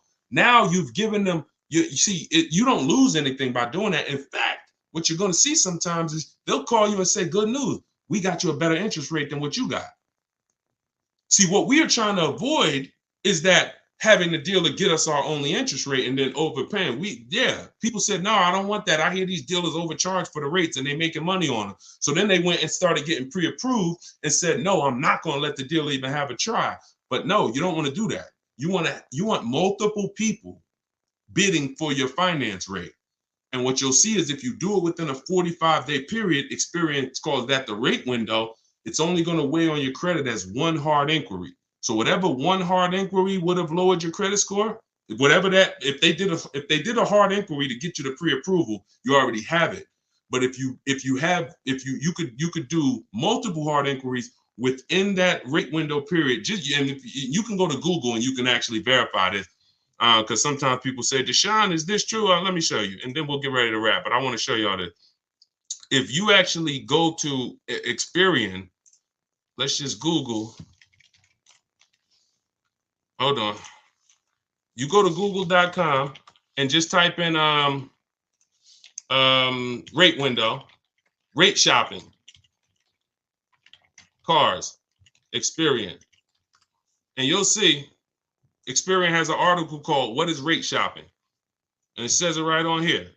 And it gives you a window of time where you can shop and have multiple people. So it says the FICO score. Now the FICO score window is 14 to 40 days. So just read it and just know this is on the credit bureau site. This is on the credit bureau site. So do it right, but let these people bid for your business, because you never know if they can get you a point or half a point or 2 points better on the interest rate, they'll save you tons of money. All right. Okay. All right, listen, we've been on for an hour and a half. Listen, we're going to wrap, but I hope to continue this with y'all. If anybody has my book, I will certainly be continuing with you, but I'll also be doing these live shows pretty regularly. I'm going to send these out. We'll eventually be promoting them. I'm going to promote the exact time so you guys know. That way, if you see somebody in their car shopping, you can say, hey, this guy, he does this show at this particular time. Most likely it's going to be 12 Eastern time. And we're thinking about doing a second live show, 3 p.m. Eastern time. That way. But what you're going to also see is we're going to be rebroadcasting these. So because, people want to watch it later, and people get just as much value watching it later, because the same question you asked is the same question they were going to ask. So listen, if you want everything I teach in one spot, you want this arsenal of information that you can use step by step, go grab my new book, Car Shopping for People That Hate Car Shopping. And click the link in my TikTok bio. You'll see a website there. Same thing with the Instagram bio. And it's 75% off as part of our book launch. It's normally $97. You can go to deshonsbook.com if you're on Facebook, if you're on YouTube, scan the QR code. However you get it, if you get it before that timer hits 0, you get the 75% off. After that, it goes back up to $97. So, all right, we will be back. We'll be back tomorrow. Meet me at noon. And the book, of course, the book, somebody said, is the book for leasing too. The book is everything. The book is leasing, it's purchasing, it's buying new, it's buying used, it's selling leases, it's selling cars you owe money on, it's paying cash, it's extended warranty. It's a 7-step system. So it's called Car Shopping for People That Hate Car Shopping, 7 Steps to Saving Time, Money, and Avoiding Dealerships, which y'all know, everybody who learned from me, we avoid these dealerships. We're not in there for any more than 30 minutes. So it's a digital book. So every time I update it, when you open the new file, you'll see, oh, shoot, this changed. That's because it's updated. If I update a script, because you got my scripts in there, and there's some things in the book where I link you to a video, anything I update, we update it, and your file will automatically be updated. So you never have to worry about the book becoming obsolete and being like, man, it worked for me in 2024, but now I'm in 2025. No, we'll always be updating it to make sure that it stays relevant. You don't need to go buy volume 5. All right, y'all, here we are, 2027. Now I want you to get volume 5. No, one time. So go grab your copy, 75% off. Even if you missed the countdown, $97 is still incredible value. We sold a lot of copies at $97, but why not get 75% off? So here's what I know about these lives. We've been doing them for a couple days now. Somebody's going to ask you a question. So even if you're driving, if you can't type, then just feel free to just sit and listen. And I guarantee somebody's going to ask the same question that you would have had. Cheetah, this is the man to listen to. Thank you so much. I appreciate that. 100%. Wait, I don't even think we're up on. Let's get clear. All right. Okay. Is the same 1.5% used for both leases and finance? Nope. 1% rule. The 1.5% rule is based on the 1% rule. The 1% rule for great leases has been around for decades. Savvy people who got great lease deals always knew if you could get a lease deal and your payment was 1% of the MSRP, you stole the car. So if you were looking at a $40,000 MSRP and your lease payment was $400 or less, it was a steal. Don't ask any question. I still call that a steal. Now, a deal is between 1 and 1.5. I had to create the 1.5% rule because as I started making more social media videos about leasing, I saw a lot of people going out there and leasing vehicles because they were like, Deshone, I didn't know I should be leasing. They started leasing and then they started overpaying for leases and they didn't know. So we put that 1.5% rule in there for as an indicator of when you're paying too much for a lease. If you do the math and your lease payment, you got to get your quotes, your offers with only first month's payment down, 12,000 miles per year. You can adjust the mileage and add, if you do 15,000, if you do 20,000, even if you do 10,000, adjust it after you pick the best offer. If that offer is more than 1.5% of the MSRP, you're paying too much for a car you're giving back. That's the rule. Yes, 1.5. You got it. I want to put it under my business. I want a Cadillac IQ. This one's from YouTube. We're on 4 platforms, so make sure everybody's sharing, tag somebody, because you don't want your friends to get mad at you because you did not share this information with them. Will you save money on buying a car? Oh, no, let's go back to logic. I want a Cadillac IQ electric vehicle priced at $150,000. If I have an 80 payback score and 720 credit score, will I qualify for financing if I put 20% down? I'm not sure. All you could do is actually see. When you're talking about if you're trying to put the car in your business name only without signing for it as a personal guarantor, I don't teach that. So you should find out if somebody's trying to tell you, because what I've seen, I've spent many years in the business with General Motors. They had a big commercial line, lots of pickup trucks, lots of cargo vans, passenger vans. When I got to Mercedes-Benz, they have a big commercial line. I very rarely saw people putting cars in their business name with no personal guarantor. I remember one guy, he had like million, and he had a fleet. And he had to get us a lot of documentation to get it done. But anybody else just coming in. But I'm not saying it can't be done. What I am saying is whoever told you you can put a car in your name and your business name without personally signing for it, go learn from them how to do that. But when it comes to putting in your business name, like hundreds of people I've seen regular, what you're doing is you're shopping for your car the way I teach, because nobody overpays for cars like business people. Like these people, these influencers that y'all are seeing buy these cars, the amount of money they're overpaying for these cars is actually scary. And so you need someone who's going to show you how to pay less for the car, because that's your business's money. But then what you put the car in your business name and you're the personal guarantor, because the bank needs somebody who they can go after if the business doesn't pay, especially if it's a new business. And let's add one more thing to this. Keep the questions coming, y'all. I'm gonna try to get through as many as I can in an hour. I want to add something to this. You know how many people have reached out to me saying, Deshone, I want to put a car in my business name. And I say, hey, what's the business? Oh, I work from home. I got a consulting company. So when are you doing business mileage? When are you actually going to be doing? Oh, well, I just, I'm not going to help you get audited. Not going to do it, because any tax benefits you think you're getting, I'm not giving you tax advice. You should have a great accountant if you're planning on doing this. Any tax benefits you're thinking about getting, when they come and audit you and say, okay, we need to see what you did. You wrote off, you wrote off $7,000 a year in car payments, and then, all right, what are you using that vehicle for? If you don't have proof that you're on the road and that you're going to see clients and that you're actually using that vehicle for business purposes, you're going to be in trouble. It's going to be the new PPP loans. The day of reckoning will come. That's all I'm gonna say about that. All right, let's keep the questions coming. This one's TikTok. What about for real estate or hairstylists? Can I get a lease for business? That's very common. Very common. I had tons of realtors, especially with Mercedes, tons of realtors come in. You put the car in your business name, you personally sign for it. Just make sure, please make sure, everybody who plans on putting a car in your business name, here's what I need you to do. Before you even go to buy it, call the finance man. I found this out the hard way. I work from, and this just goes to show it doesn't matter how good how much you take your business seriously. Some things we don't know. So I had a customer come into Mercedes. He real estate developer out of Brooklyn, heavy guy, young guy. He got an S class. Puts the car in his business name. He previously had a Range Rover. He's had tons of cars.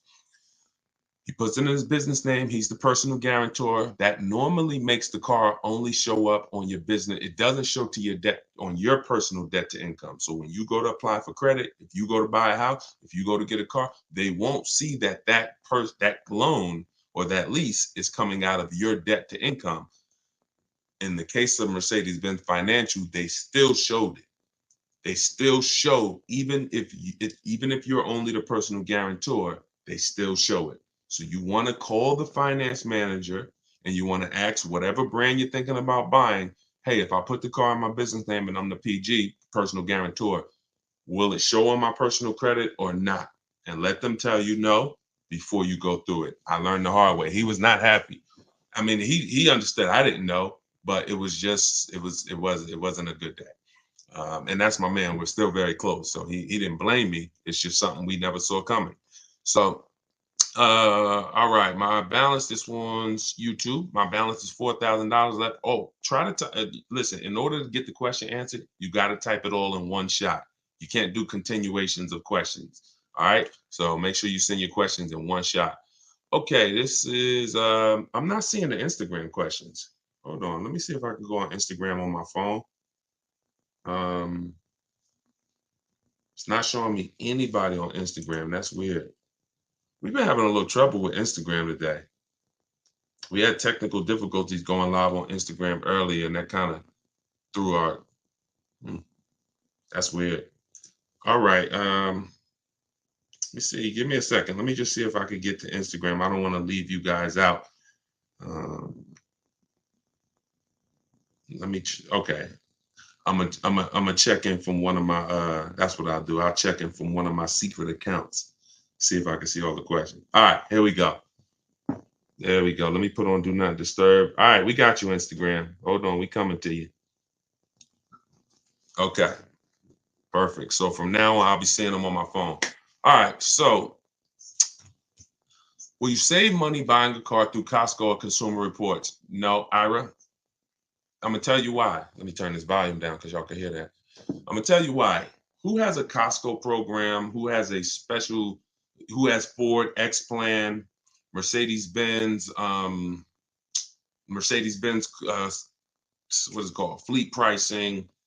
Any special GM supplier pricing, General Motors supplier price? Any of these things that you think actually should make, and they should make the car buying process easy and get you your best deal. Any of those things, you can't trust them. I'm going to tell you why.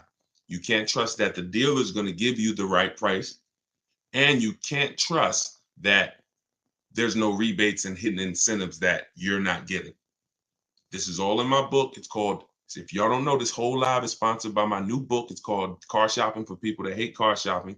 It's a digital book, so you never have to worry about it being out of date. If something changes a year from now, I update the file. You open that book a year from now, everything's relevant. But that book has the 7 steps that I use to teach hundreds, thousands now, how to purchase from home, lease from home, sell their leases, get bids from banks, credit unions. Everything's in there, and you can get it for 75% off for the next 30 minutes. While you're on the broadcast, go to my TikTok bio. You won't leave the broadcast.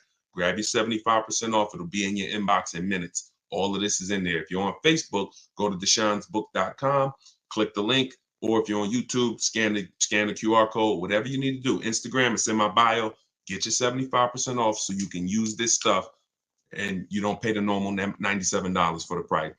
So the reason why you don't know if they're giving you the real price, quite honestly, you could walk in and you say, hey, I got the Costco pricing. And they say, well, your price is $42,000. They just make up a price. Some people will. Or if they have $2,000 in rebates you don't know about, they'll give you the price and hold the rebates back. What's the solution to this, Deshone? You stay at home and you get multiple offers.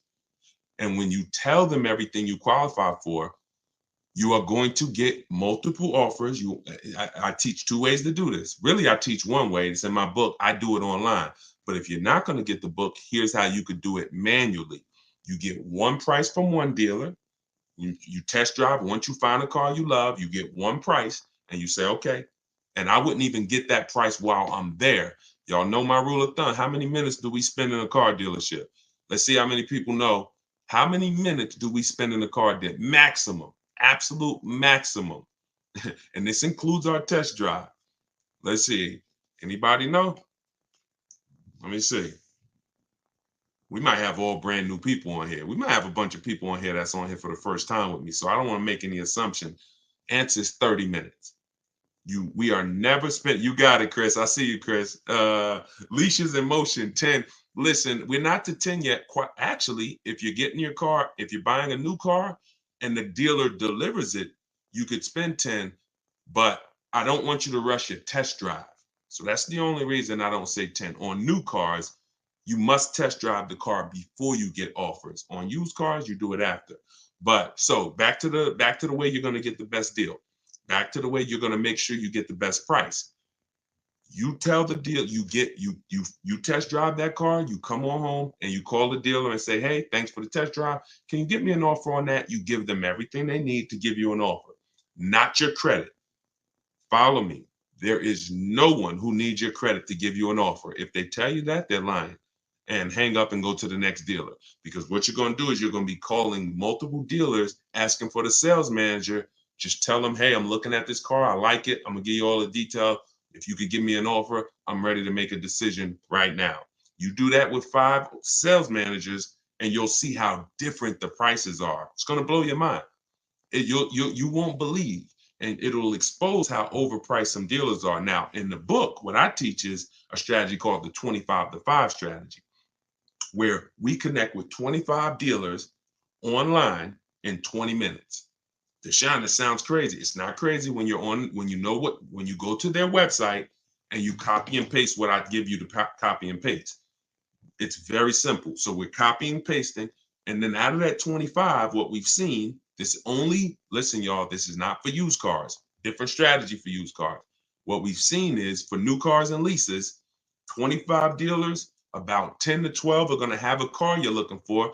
It's good for you because when you're shopping out of that many dealers' inventory, you don't have to worry about, oh, no one has the car. I went to this one dealer, he didn't have what I want. I went to this one, he didn't have. When you're shopping out of 25, oh, probably about 10 are going to have something you want. And your goal is to get 5 offers.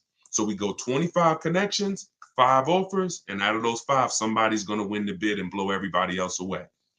And when you see it, you're going to say, dag, even with my Costco discount, that dealership was trying to rip me off. Even with my special pricing, those 2 dealers was trying to overcharge me. Those 3 dealers were trying to overcharge me. The only way you can see this is by looking at multiple offers. All right. Let's go. All right. We got a lot of questions coming in. Let's go to Instagram. Hold on. I'm thinking about trading in my BMW X2 on a lease for a Tesla Model Y. Would you recommend trading the BMW in on a lease or selling it to another party like CarMax as an example? So you can't trade a lease in. You can only sell it. You can't end the lease early. You signed a contract saying I'm going to pay 36 months of payments, or 39, never 48. That's paying. Why don't we do 48-month leases? We're paying too long on a car we're giving back. It's too many payments for a car you're giving back. You eliminate the goal for a lease is to pay pennies on the dollar for the car you're driving, drive a phenomenal car for a very low monthly payment. Once we give them the 4-year leases, we can't do that anymore. It's too long. So the only way to get out of a lease early is to sell it, which means you're going to do what I call the equity assessment. This is step 2 in our process. It's 7-step process. Step 7 is delivery. Step 2, equity assessment. I need to find out how much I owe. I call my bank. I get my payoff. And then I go to the online car buying sites, CarMax. This takes 20 minutes.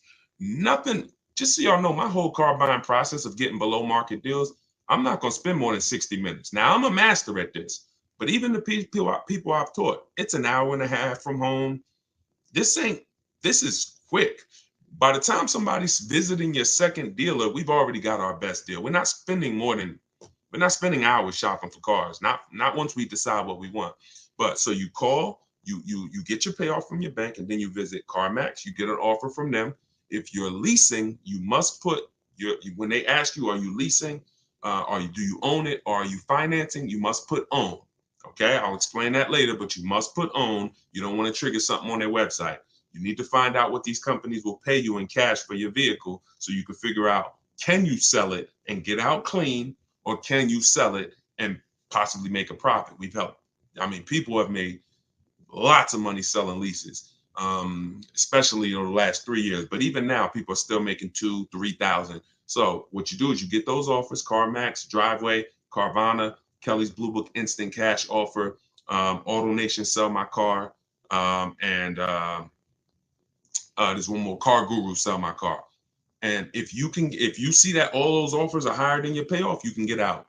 If those offers are lower, you're going to pay to get out, which means, and most people are going to say, no, I don't want to lose money to get out. So that's what you need to do before you decide to make a move. Where do we get a copy and paste link from? Terry, that's all in my book. All my scripts are in there, all my templates, everything is in my book. You're not talking when you use my stuff. You're either only talking to managers or you're using my copy and paste templates. We're not talking to salespeople ever, because who'll be honest, who's not a good negotiator?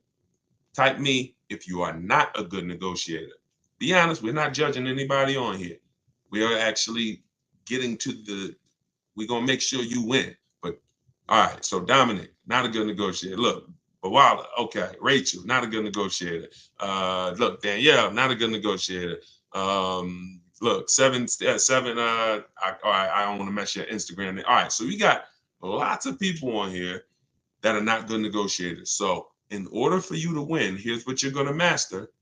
You could do it my way, you could do it your way, but here's what you need to do. Instead of going 1-to-1, which is a losing battle, I can negotiate. I would never do 1-to-1 because it eliminates my ability to shop the whole market. Here's how you save thousands of dollars when you're a bad negotiator or a good negotiator. You must master the art of multiple offers. See, when you put multiple people against each other, you're not negotiating with them. They're negotiating really with each other. Who's going to win? And you'll find that you'll save thousands of dollars way quicker than you could ever have going back and forth with one dealer. So you want to make sure that you are using multiple offers in everything that you do. And that's what my system is about. Now you could do it your way or you could do it my way as long as you do it. Just don't do the old way. That one-on-one is a losing battle because you always leave hoping you did okay. You always leave wondering, could I have gotten some more money?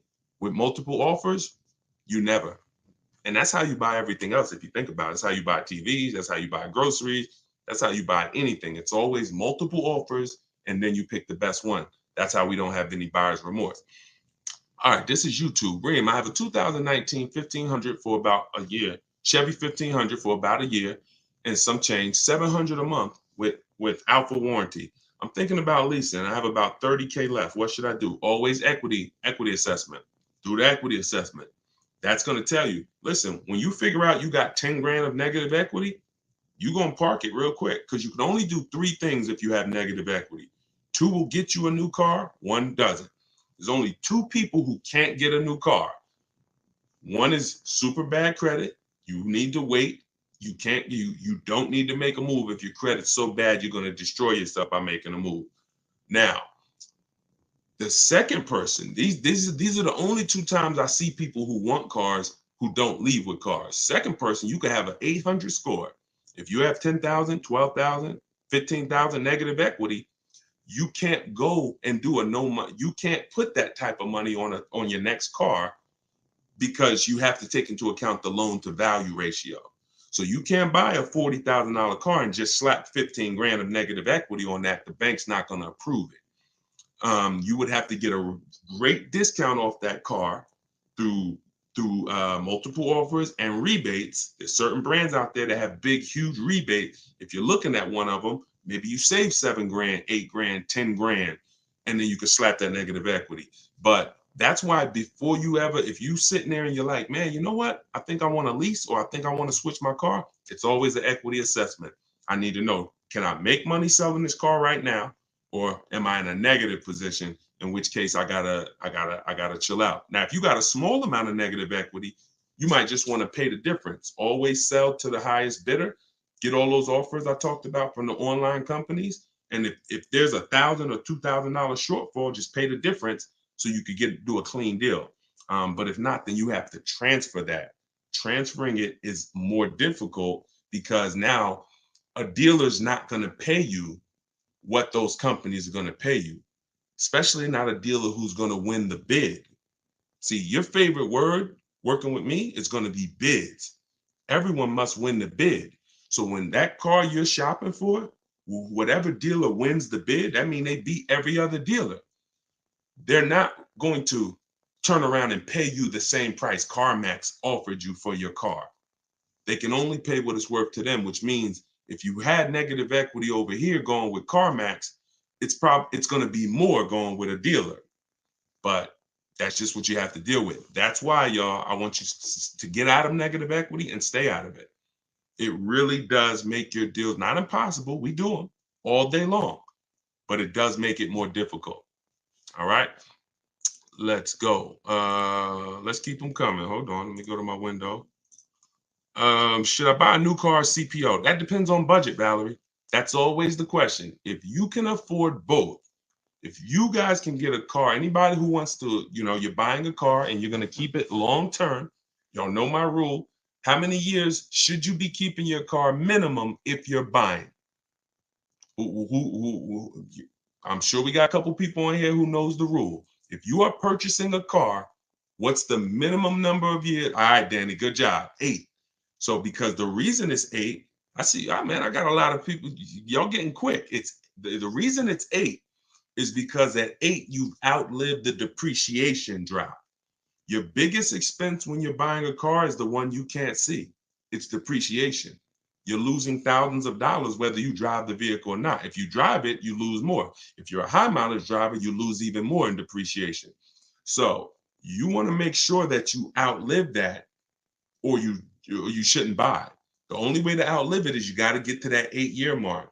Now, if you're not keeping it, if you're like Deshone, I'm not keeping the car 8 years, then you should be shopping for an aggressive lease offer, a great lease deal, not a regular lease deal, not these deals that say, oh, you need money down. an aggressive lease deal. So once you do that, you'll be able to now hold on. I got so into that I lost the question. Oh yeah. So CPO, Valerie was asking, should I buy a new car CPO? So if you're buying and you're keeping, the only question to ask is, what is my budget? If I could afford it, let's say Deshone, I could afford both. Okay. I have two things in my book to help you make this decision. If you are only buying a new car every 8 to 10 to 12 years, maybe you want a new car. That's fine. You won't lose. Some people say, Deshone, even if I'm buying a new car, I think even if I only buy a new car every decade, I still want even more value. I'm gonna get a pre-owned one. That's fine too. That's a personal preference. If you could afford both, then it comes down to personal preference. All right. Only other option would be to buy one direct from auction. You can. That's a professional's game. I don't talk to the public, you guys, about going into auctions. That's a professional's game. It's like if we were buying houses, I wouldn't be talking to y'all about foreclosures. That's a group, for small group, it'd be like 30, 40 of us, and all we do is buy cars from the auction. Now that's a professional's game. You could lose your shirt, but you could also, when you learn that game, you could also get some deals, but it's a risky business.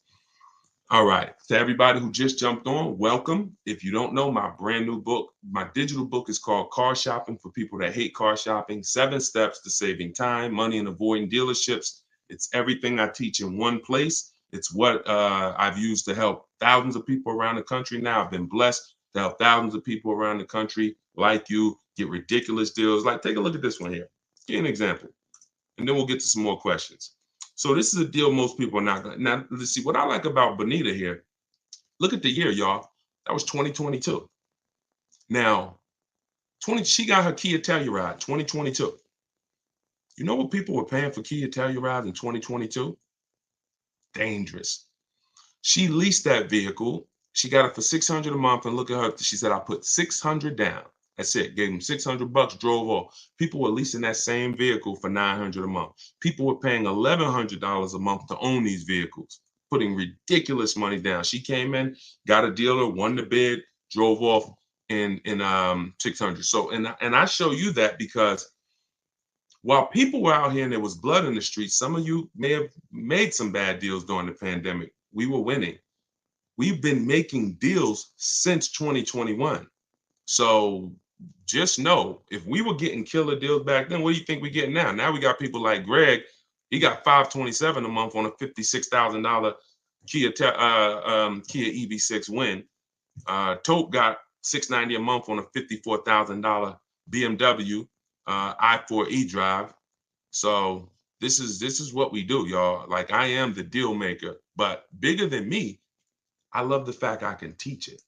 See, y'all know, Deshone, obviously you can make deals, but can the people who learn from you get that's the same. These are the same deals I would be making, because my system is like McDonald's. As long as you don't deviate from it, you just listen to what I'm telling you and move like I'm telling you, it's guaranteed. It's guaranteed. All right. And I've been able to work with enough people around the country to know that. All right, let's keep it going. Let's get back to the question. Of course, we teach about negative equity, Dominic. That's a big part of a lot of people who are coming to me and saying, yo, Deshone, I've been buying for years. I got told I should never lease. Always got negative equity. I see what the problem is, man. I believe some bad information. Now I want to get into leasing. So some people are going to have negative equity and they're going to need to switch that over to a lease. Absolutely. All the time. No, the book is for everything, Hockey. That it's leasing, it's everything. See, it's high mileage drivers. How many high mileage drivers we got on here? Let's say you drive over 20,000 miles a year. Just type HM. I always tell high mileage drivers, type HM. It's for you too. I got 3 strategies in there for high mileage drivers. One's a long-term strategy. That means you're going to buy a car, keep it 8+ years, and then 2 are for short term. If you're not keeping your cars 8+ years, you need to have leasing as part of your strategy, either a high mileage lease or something I call 2 cars, 1 car payment, where you can measure it, where you can balance it out. So in order for me to help the public, in order for me to help you, I got to have something in that book, no matter what your situation is. And that's why it's a digital book, because it links you. Y'all remember Mario Brothers? Remember the warp zones? The book is like Warp Zone. So you'll get to a point when I ask you, if you're buying and you're keeping your next car 8 years, click this, and then it'll warp you to a section of the book that keep you on that path. If you're buying and you're keeping less than 8 years, click here and it'll warp you to that. And that's all throughout the book. That way you're never reading something that's not applicable to you. You're not sitting there reading like, oh, this section isn't for me. It's a path for you. All right. So you can get it for 75% off. Normal price is $97. It's worth thousands. And my goal is for it to be the most valuable book you ever bought, or at least one of them.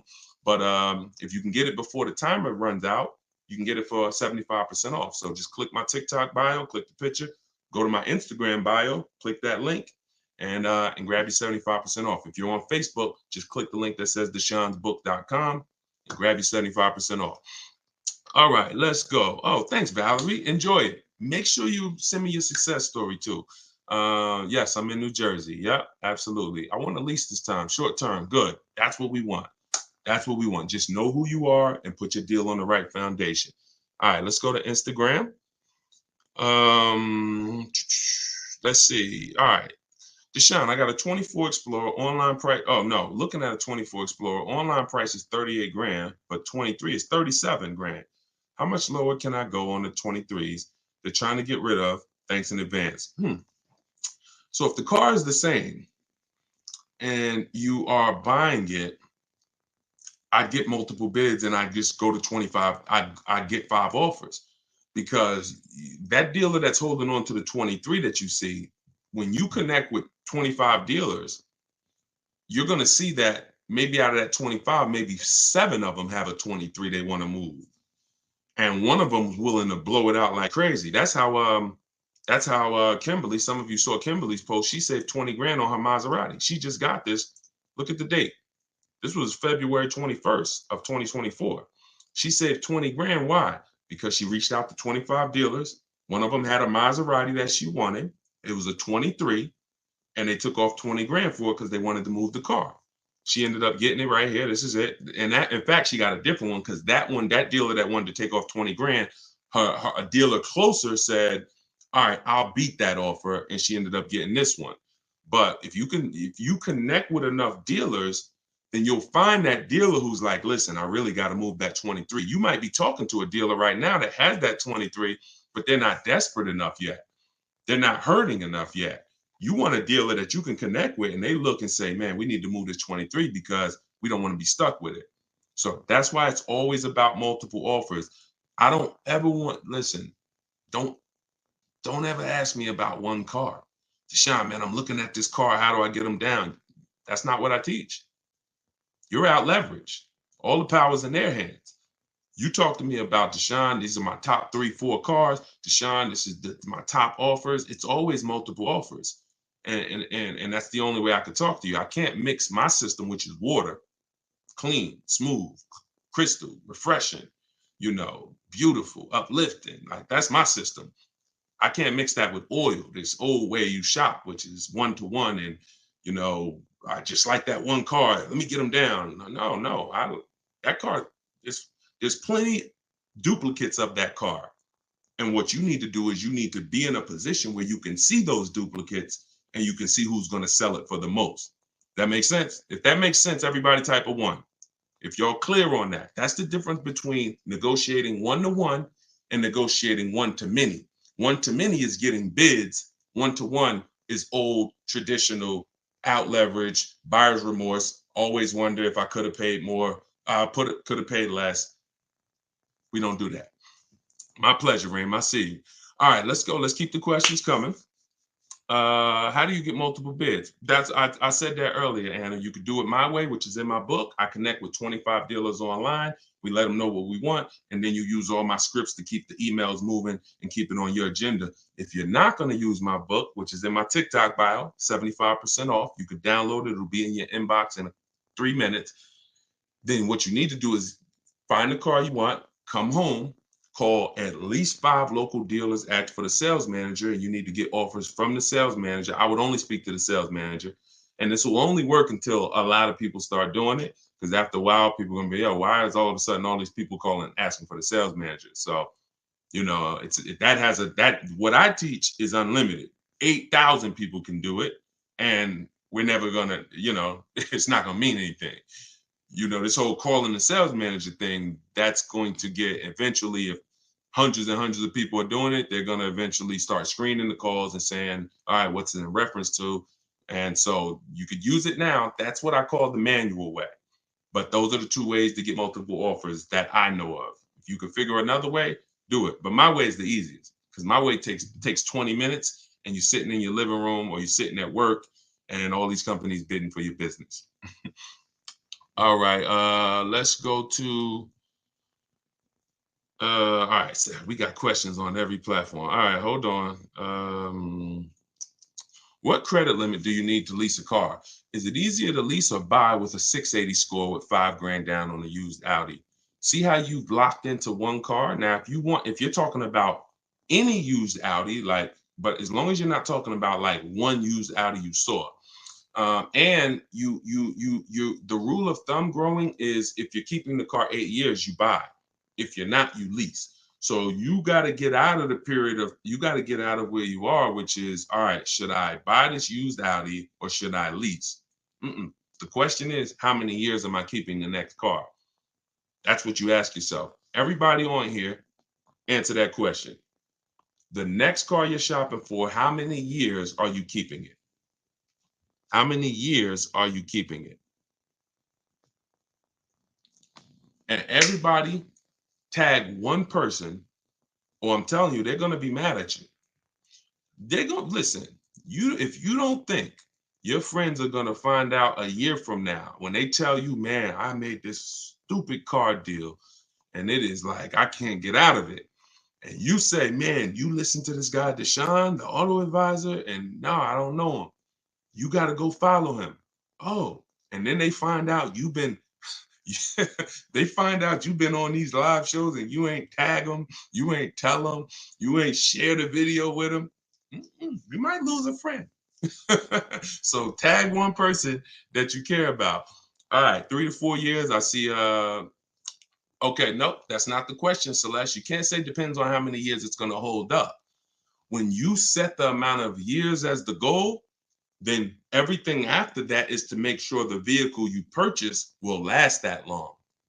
See, if you go in to purchase a vehicle and say, well, I hope if it lasts 8 years, if it lasts 10 years, I'll keep it that long. Chances are it won't. But if you say, you know what, I want to be a long-term person, I don't need to switch cars every 3, 4, 5, 6, 7 years. I could keep a car 8 years, 10 years. I'm fine with that. Then that means everything you do after that, I mean, you could use my process, because I'm going to make sure you buy a quality car that will last that long under your budget. But you have to set the goal. You must set the goal. So let's get out of the gray area and set the goal. Deshone, I'm not a long-term person. I only want to keep this car 6 years max. Perfect. All right. Let's go. 2 years. Okay. 2 years. That's going to be, it's not really any car that you can get that you can keep for 2 years and not lose money. You're losing too much value. You lose 20% the first year. The moment you buy it, you lose 20%. And then the next year, you're going to probably lose 15%. It's not many things in this world you can buy, lose 35% of what you paid for it, and then go and sell it. And that's the same way when you go out to year 3, year 4. That's why we say you don't sell a car or replace a car you bought until 8 years.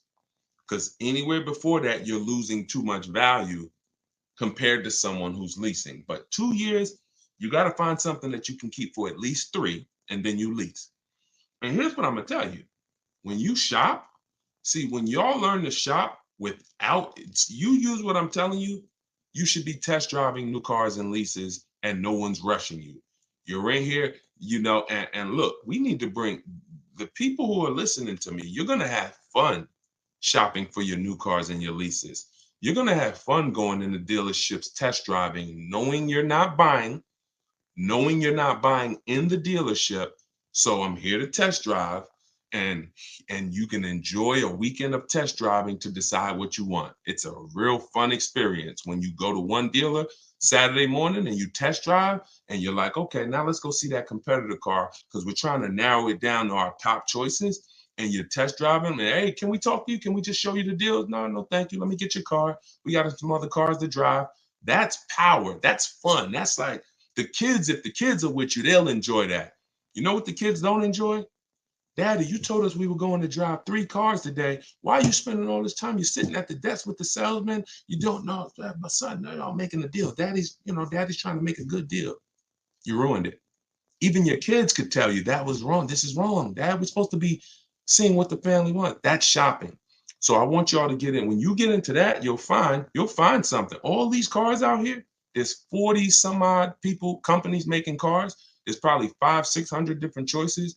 Every category, you got probably 10, 15 cars that would suit your needs. You get out and you drive some of them.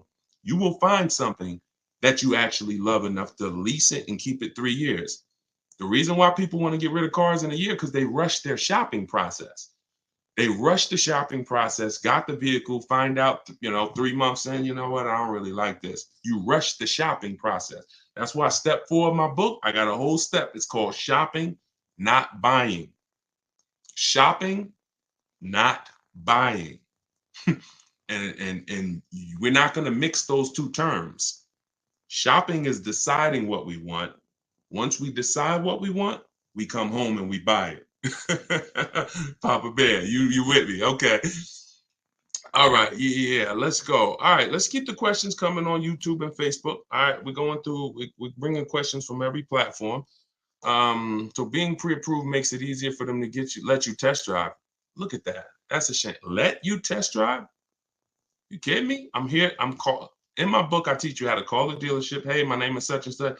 I teach you how to I like to ask for the best salesman there because that's the only time you're going to work with a salesman is on a test drive. Hey, do you have a such and such that I can come in and drive? Okay, perfect. When can I come in? Oh, okay. I'll see you then. That's it. I'm here to test drive. Anything else they took. Now, we don't do this with used cars. You cannot test drive a used car. This is for new cars and leases. Used cars, you're not going to test drive that car until you found your deal online. And that's the last step before you shake the person's hand and say, I'll take it. Because if other than that, you're going to waste a ton of time test driving cars that you end up not buying. But when it comes to new cars and leases, let us test drive. Please, we're about to make a $50,000 transaction. You owe me a test drive. So no, listen, you're dealing with the wrong people. And you could have called the wrong salesman. When I say you're dealing with the wrong people, you literally, it's the small things that matter. When we call for a test drive, we're asking for the best salesman there. Who's a salesman that everyone knows, everyone loves? Oh, that's Tom. Hey, Tom, how you doing? I'd like to come and test drive that Nissan Rogue. What days you there? Oh, I'll be here. All right, perfect. If you get the new dude on the block, little Nelson, who over there, and he don't care about lying or nothing, and yeah, he gonna make your life. Oh, we need you. Bring your license, and we need to run your credit before test drive. These little details, I promise you, they matter. I've been on the inside. I seen little Nelson. Dude gets fired in 90 days. Little Nelson over there. What happened to Nelson? You knew he was gonna get fired. But what's happening in that 90 days? Dude is doing damage. Dude is doing damage. All right, Bruno, YouTube said, I bought an Acura MDX 2020. I owe $27,000 in a loan. I got offers around 17, 18. What should I do with this negative equity? We talked about that earlier. Only thing you can do is you want a new car. Is you could, if those are your highest offers from CarMax, Driveway, Carvana, KBB Instant Cash Offer, those are the highest offers we're gonna get in most cases. So if you might say, okay, if you could pay the difference, that's the best way to go. So if there's like a $1,500 shortfall, you are much better off paying that $1,500 and getting out of that and doing a clean deal. Because if you can't do that, now that car has to be traded in with the dealer that you end up buying the car from. That's what has to happen. So That's the first route. If you can cover the difference, that's what you want to do. Shop for your car, get your best offer, and then just sell it to whoever made you the highest offer and pay the difference. And then you could do your other deal with no money down. So if it's a matter of, oh, I only got 1,500 and it's a $1,500 gap, I would pay off the negative equity and sell to a CarMax or sell to an auto all day long. It's going to make your life a million times easier and your transaction a million times easier. All right, my husband ran into something when we got our car service. Wait, you gotta do one full question. Unless y'all are talking amongst each other. I love that. Talk amongst each other. Y'all be in here having conversation. But if you're asking me a question, it has to be in one question. Look at Vicky. Vicky came on here and said never lease. Look, we got old Vicky on the line here. See, people come in and they're confidently incorrect. You got to be very, very careful, y'all. These people have cost you money for years. Vicky on Instagram, listen, you don't know enough. You don't realize how much you've cost your friend. Now, you might say, Deshone, Vicky might be saying, Deshone, I hear what you're saying about buying cars and keeping them 8 years. I'm not going to lease. I buy my cars and I drive them till the wheels fall off. And so, I'm never going to lease. Yep, you're good, Vicky. But what about your family? Yeah, what about your daughters? What about your sons? What about your husband? What about all these people who you're talking to and you just brought, oh, never lease. And they tell you, but Ma, I only want to keep my car like 3 years anyway. Don't lease it. You have no idea how many thousands you are costing them. And the sad part is you're not willing to learn. You learn from people who teach you to talk big, but you are what I call confidently incorrect. And that's a dangerous combination. All right, Corey, I want to lease a car. What are the most important things to consider? Multiple offers. Listen, multiple offers are going to shock y'all. When y'all see how different these offers are. See, we don't have relationships. There's no relationships in what we do. I know if you used to go to the barbecue with your car salesman and he sold you 5 cars and he's been selling your family car for 30 years, he sold your father cars and your grandfather cars, and you just but that's going to change when you start making him bid for your business. I don't have a problem giving you the business, Charlie, but you need to bid. And if you win the bid, great. You need to earn the business. I'm not just giving you the business where you could just charge me whatever you think is fair. I'm going to shop the open market. And if you win, Charlie, you got our business. In fact, if your dealership really likes us, they can beat pretty much any offer if they want to. But what you're going to see sometimes is Charlie ain't going to beat the bid. Charlie might not even want to play your game. And you know what? If that's the way you want to be, then, our relationship is over.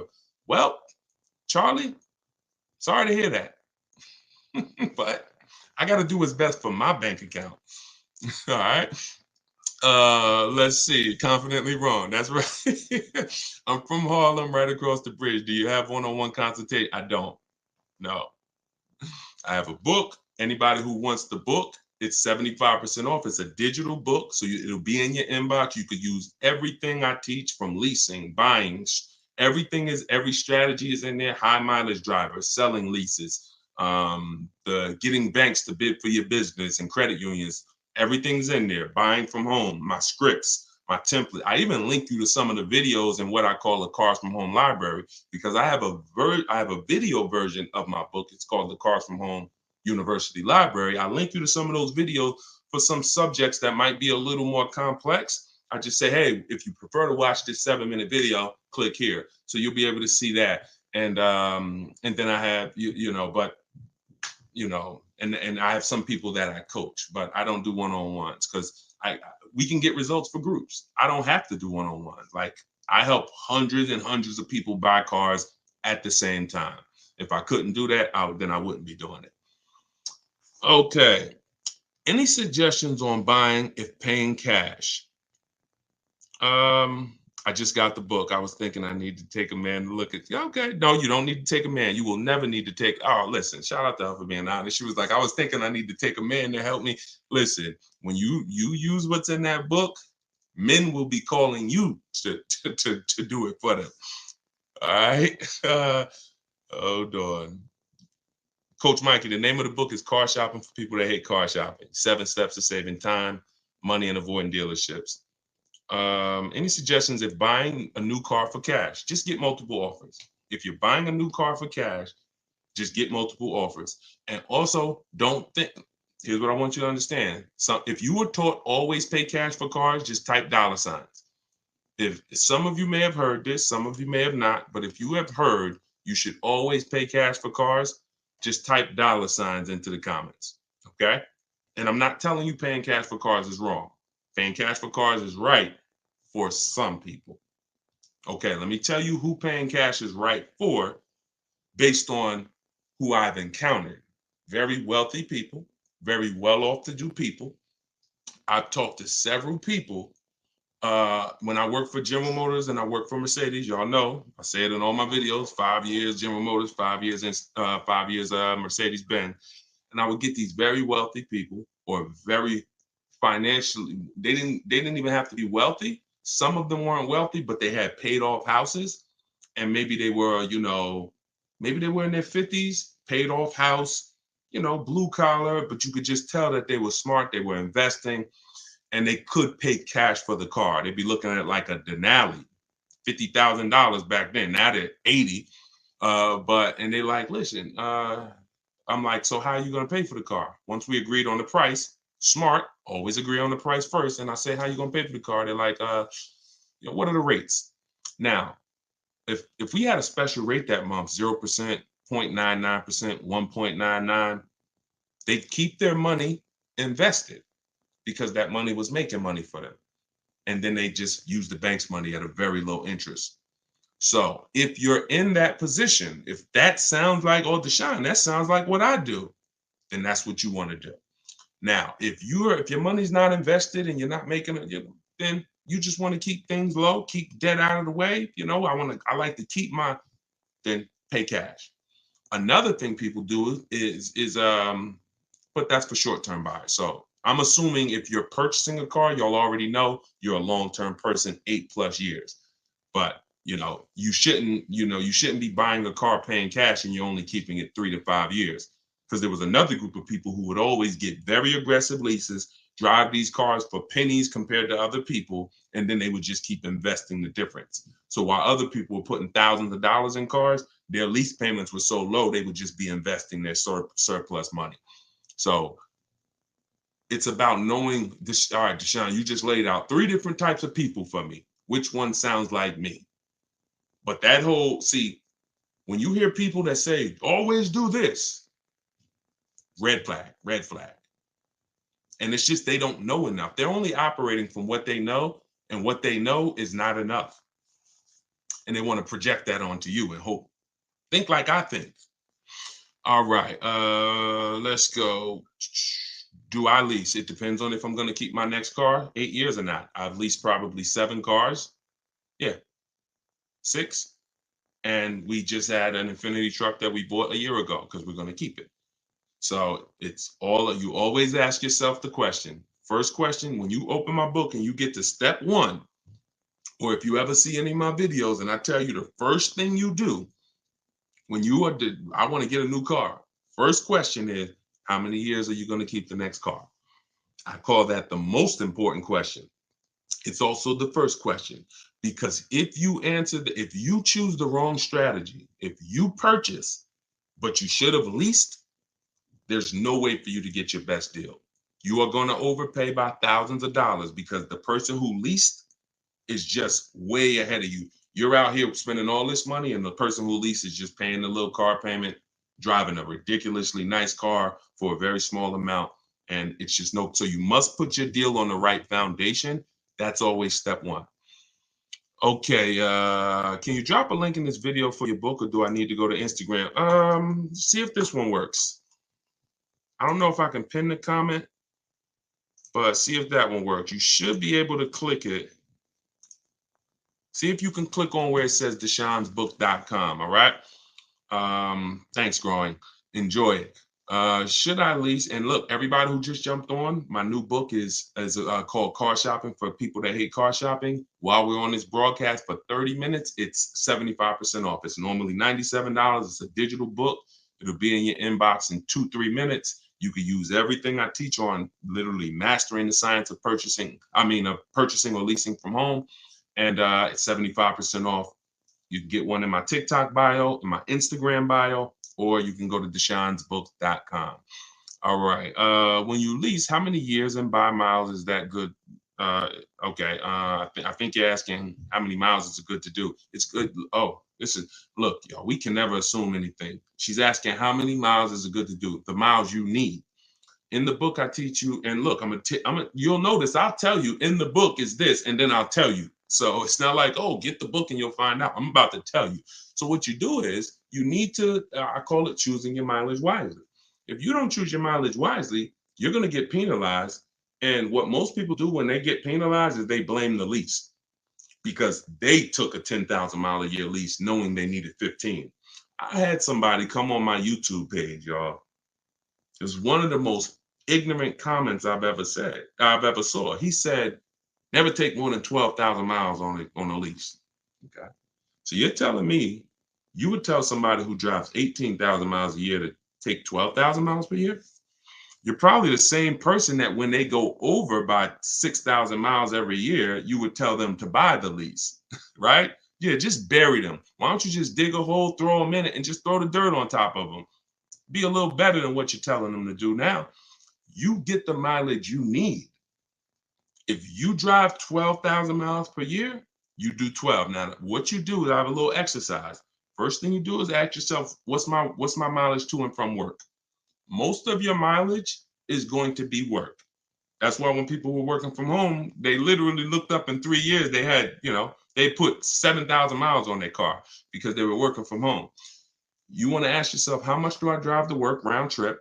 If that's, let's say 10 miles a day, round trip is 20. Okay. How many miles, how many days a week? This is how you choose your mileage wisely. Very, very simple to do. Well, the easiest way is to look at your old car. Easiest way, look at what you draw, look at your old car, and then just say, all right, how many miles did I have when I first got it? How many miles am I putting on it a year? If nothing changed, that's the easiest way. Now, let's just say, Deshone, I don't have a car or I can't do that. Okay. Assess your lifestyle. What's my mileage to work? Now, let's get back to that scenario. Let's say you're like, okay, I do 20 miles a day, 10 miles to work, 10 miles back home. I do that 5 days a week. All right. That is 100 miles a week for work. You multiply that by 52 weeks in the year, and you'll see, okay, that's 5,200 miles. Perfect. I'm way under 10. The first threshold for most leases is usually 10,000 miles per year. Some luxury vehicles, some do a 7,500 mile per year lease. But what you want to do is say, okay, now what am I doing for leisure? All right, I go down south. Oh, all right, I take a trip across the country. Okay, I'll do that once a year. I'll probably put another 2,000 miles on doing vacations. Oh, I'll probably do this. So you're just adding it up. One person was like, Deshone, my child's going to college. I'm about to lease. This was somebody in my group. She was like, how do I account for the mileage? Like, I'm gonna be visiting them at the college. I said, okay, how many times do you think you're gonna visit them? She said, probably, every 2 months I'll go out there. All right, how far is the trip? Well, 500 miles. Okay, see, we did that math. We just added it up. And she was like, okay, good. I think I need 15,000 miles of work. There you go. So all you do is just assess what you're gonna be doing and you'll be fine. You'll be fine. Get the mileage you need. Now, when you shop for your leases, y'all always shop with 12,000 miles.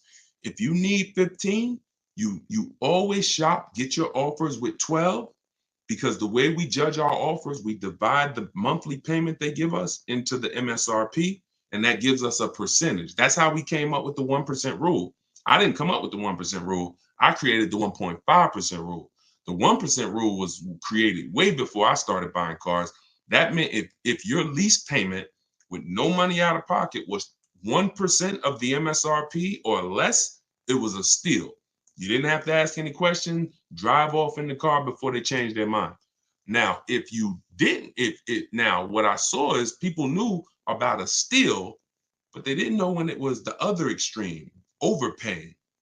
So I started doing some math and I looked at, okay, once you pay above 1.5% on your lease payment, you're paying too much for a car you're giving back to them in 3 years. So my rule of thumb, you'll see it in the book, you'll hear it in my videos, 1% or under is a steal. In between 1% and 1.5%, that's a deal. Over 1.5%, bad value. We pass on those. We pass on those. And in order for you to get your best lease offer, you must shop multiple offers. You must get at least 5 quotes, or you're not going to get the bottom price. Okay. Let's go. Let's go to Instagram for one. We rotating. We got a couple more minutes. Welcome to the new people that just jumped on. Shout out to everybody who's sharing. Thank you to everybody who's giving gifts on TikTok. I appreciate it. Everybody who's sending stars, all of that. The people who support the broadcast, that support the mission, it's 3 ways to do it. You can purchase a book. That's our sponsor. Car Shopping for People That Hate Car Shopping, my new digital book. Second way is to share the broadcast or give gifts, whatever you want. But, I appreciate everybody. All right, let's go Instagram. I don't see one over here. I see a lot of people on Instagram, but not too many questions. All right, so let's go. When getting more miles, does your monthly payment go up? Yes, it does. Absolutely. Yes, absolutely. So you're going to get your offers with 12,000 miles. And once you identify the best offer, you write that dealer. Now, if you're using my way, you're writing them because you're doing by email. If you're using your way, sales manager, you say, okay, can you please adjust the quote for me to 15,000 miles per year? And then you have them adjusted, because at that point, you've sorted through all the garbage dealers, the 80% of dealers that's going to overcharge you, and you found the 20% that are the people we want to do business with. These are awesome people. These are people that hate the 80% as much as we don't like them. Yeah, they wish they weren't in business. These are the people who will literally make buying from home easy. They'll try to beat their competition. They'll give you great price. They're honest. These are the people we are trying to find, but they're sprinkled in the 100,000 used car dealers, and they're sprinkled in the 17,000 new car dealers. So we're not going to find them just walking in the door and hoping, I hope this is a 20% dealer. No. All right, Sen, enjoy it. All right. Is gap insurance a necessity? All right, good question. So gap insurance, if you do no money down deals when you purchase cars, no money down, gap insurance is absolutely necessary. But you should be calling, you should be getting a quote. See if your insurance company can give you a quote. A lot of people didn't know that. You didn't know your insurance company may sell gap insurance. And if your insurance company doesn't sell it, there are companies that sell it, insurance companies. You don't have to get it from the dealer. So here's what you want. If your car is worth, this is what I call insult to injury, because some people will tell you, oh, when you go into that office, the finance manager just don't buy anything. Now that finance manager looks at you and says, listen, you need gap insurance. If you were taught, don't buy nothing, you're in trouble, because this is what ends up happening when you need a gap and you didn't have it. You leave out of there and your vehicle value is only 25,000. This is an example, but your loan is 30,000. Now you go out there and a week after that, somebody hits you, God forbid, car gets totaled. Your insurance is going to pay off 25, because that's called the actual cash value, or ACV. But that $5,000, the bill's coming to you. I call it insult to injury because you just lost your car. Now you got a bill. Gap insurance. Now, if you are purchasing your car and you are going to be keeping it long term, and you decide, I want to put money down, I want to put 5 grand, 10 grand, 20 grand down, that's fine. You don't need gap insurance. You only need gap insurance when the value of your car is worth less than your loan, because that you're exposed. If God forbid the vehicle gets totaled, or if the vehicle gets stolen and they don't find it, that bill's coming to you for the gap. All right. And Nav said you need gap insurance for at least 2. Yes. So most leases include gap insurance. One of the things when you use my script in my book, some of y'all are gonna see it. We automatically, when we send them our request for a quote, it automatically says, please include gap insurance. Now, most times the person working the lease is gonna say, well, gap insurance is included in every lease. But the reason why you must specify is because it's not included in every lease. And some companies will not tell you until the end. You don't want that. Mazda, every Mazda lease used to include gap insurance. 2021, I think, 2020, they just changed. They took out gap insurance. I think they changed leasing companies. So you need to make sure when you're getting your offers, we are always telling them include gap. Now, if you don't want to remember any of this, you can get the book and it'll be right there for you. But yes, remember that. All right. Or they're going to try to sell it to you later and you don't want any surprises. Yo, I thought I was paying $400. Yeah, but do you want gap? Your payment's going to go up to $419. You need it. So, you know. All right.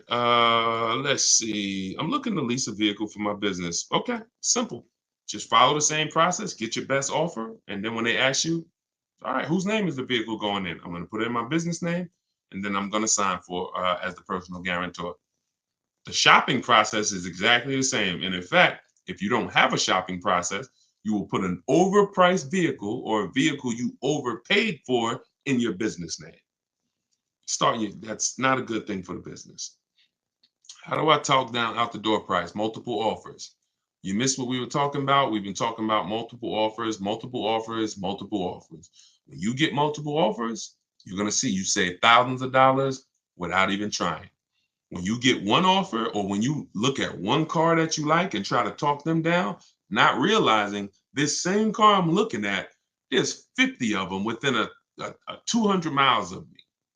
See, you got to think like that. And I think a lot of you are. You've been seeing the broadcast. You've seen a lot of you now are really seeing there's 65 million cars a year. So there's millions of cars around. Every car you see that blue Honda. Oh, I like that. There's 100 of them in the state. So when you look at it like that, you're less emotionally involved in one vehicle. When you get emotionally involved in one vehicle, just picture like money just leaving your household. Just picture like just somebody coming into your bank account and just snatching money. You're emotionally involved in one vehicle. When you step back, you're keeping all the money in your household and you're going to have all of these people who have a car you like. Well, I'm going to look at all the options and I'm going to see which one saves me the most money. It's very empowering. Very empowering. A lot of you going to realize this is going to be your most empowered car deal. You've hated it. You're like, man, that's why the name of the book, my digital book, is Car Shopping for people that hate car shopping. When you use these strategies, everything we're talking about, you are going to see this is empowered car buying. Like I never thought I'd enjoy car shopping. I never thought I'd be like empowered, but you're learning from somebody who was on the inside. So I know all the tricks. These dudes look at me and say, man, you couldn't make it in the car business, huh? You really think the car business is hard to make it in? Come on, stop it. Johnny, he was 18 years old. He just walked in off the street with a nice smile. He's sitting next to you at the desk. Come on, it's not hard to get into this business. So, but I got tired of seeing people like you get overcharged. And I said, okay, we got to do something about this. Like somebody has to teach, and you can't teach being a car salesman. No car salesman who works for a car company can teach you how to do this. Why? Because you can't, if they're teaching you how to get your best offer, they're always going to tell you shop multiple dealers. So it's counterintuitive to them. I'm not going to tell you shop multiple dealers if I'm trying to sell you something. But what's weird is I used to do that. People will tell you, my friends who know me, they call me D. Yo, you're looking for, I see you got this used Mercedes, man. I mean, no, matter of fact, I'll give you a good example. My man called me, he was like, D, man, and this dude's a firefighter, got tons of money. He was like, man, I want to buy a GL. And you know, man, I'm only gonna buy it from you. But I don't want to get a new one because I'm gonna keep it and I want to get it. I said, all right, listen, I'm gonna tell you something. I'm gonna be honest with you. It's gonna sound crazy. If I don't have the best price used car, I'm gonna tell you to go buy it from somebody else who does. Because I'm not gonna put you in a used GL and I know it's a GL out there that is 4,000, 5,000 less than mine. So at the time I didn't have one. He called me like a couple weeks later. He said, Deshone, he said, D, I'm looking at this GS in Pennsylvania, man. It's the last one they got. It's a leftover. They take it. He told me the price. They were taking off like 14,000 for him off a brand new one. So because he ended up saying I wanted to get a new one. I told him, I said, I got a new one, but that's a better deal, bro. Take that deal. See, that's why my managers had a problem with me sometimes, because I'm telling people Come back and see me in 3 months. You're not ready like that. Like, no car salesman, unless they're willing to like just not care about selling a car today, they're not going to tell you to get multiple offers. But when you get multiple offers, that's how you save all the money. All the money. So you must get it. And when you do it, you'll never go back to the old way again. You can see it's too much money. You're going to see how much money I've been missing all these years. All right, y'all. We're going to jump off. This was good. You know, it's tons of questions. We could do this for hours and hours, but we've been on for an hour and 10 minutes. I appreciate y'all. I appreciate everybody who tuned in.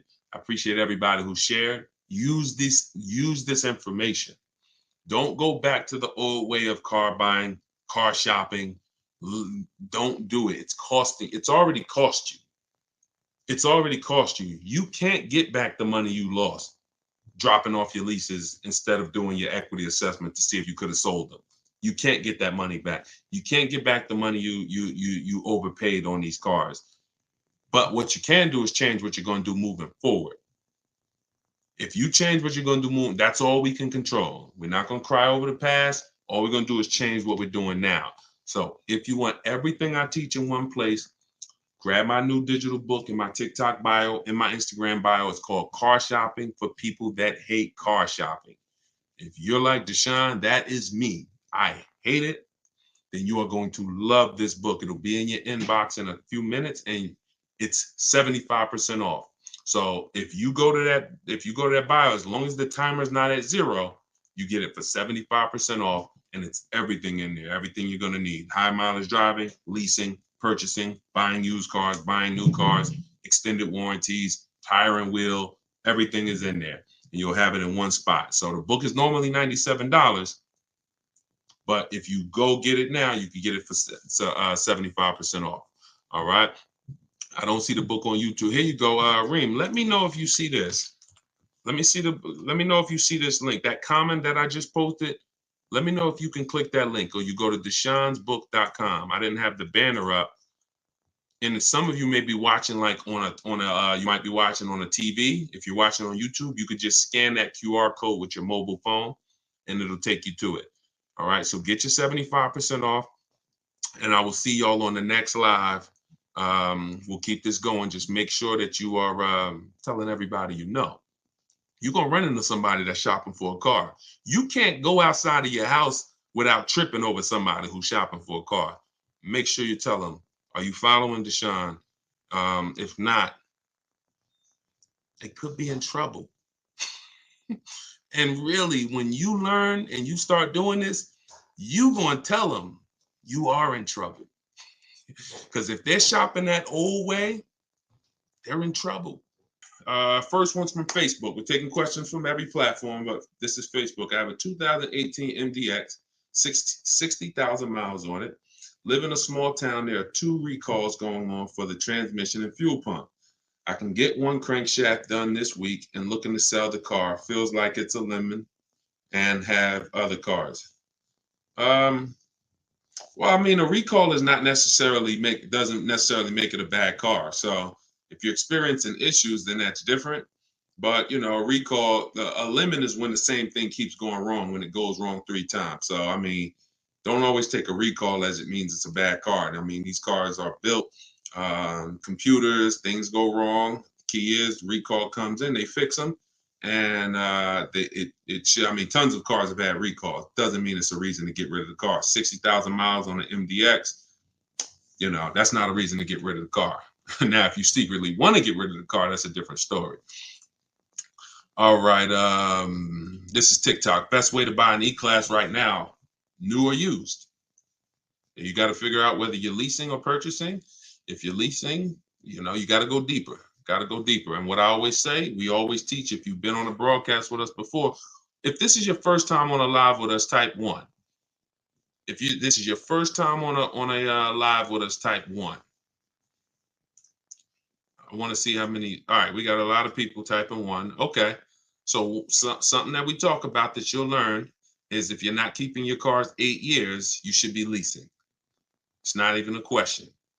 and I'll prove that to you over the show. Some people who've been on here, who've been learning from me and learning about the math, have known that. But and I don't care what you were taught. If you stay around long enough, you'll find out that what you were taught has cost you a lot of money.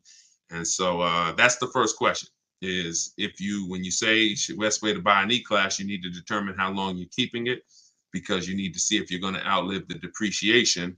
And that's for long-term people, 8, 10, 12 years. So if you're keeping it 8+ years, then you should be buying.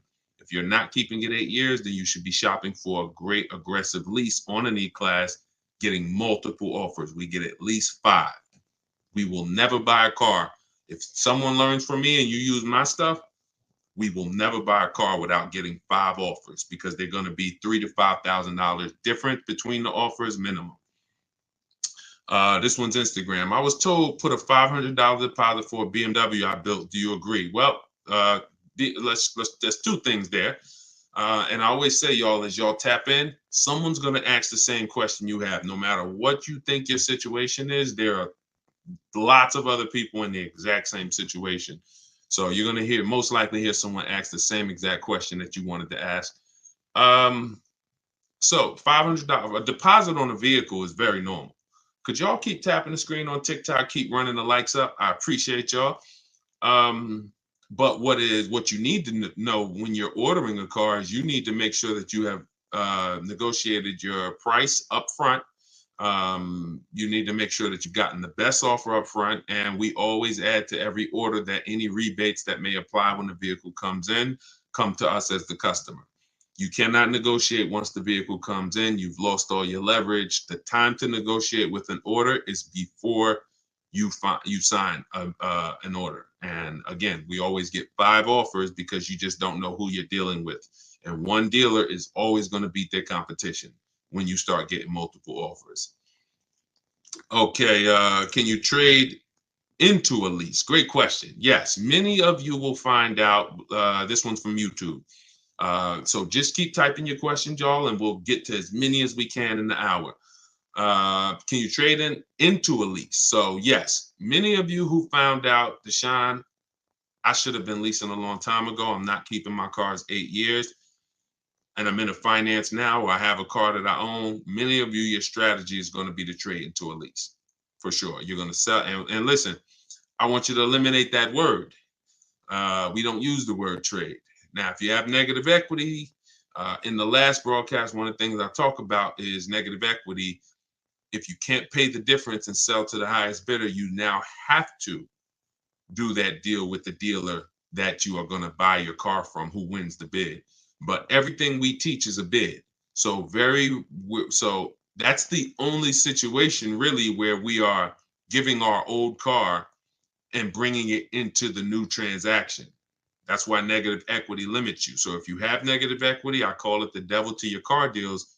You need to know the cause, which is usually you don't understand leasing and you buy your cars and trade them in. And then you need to,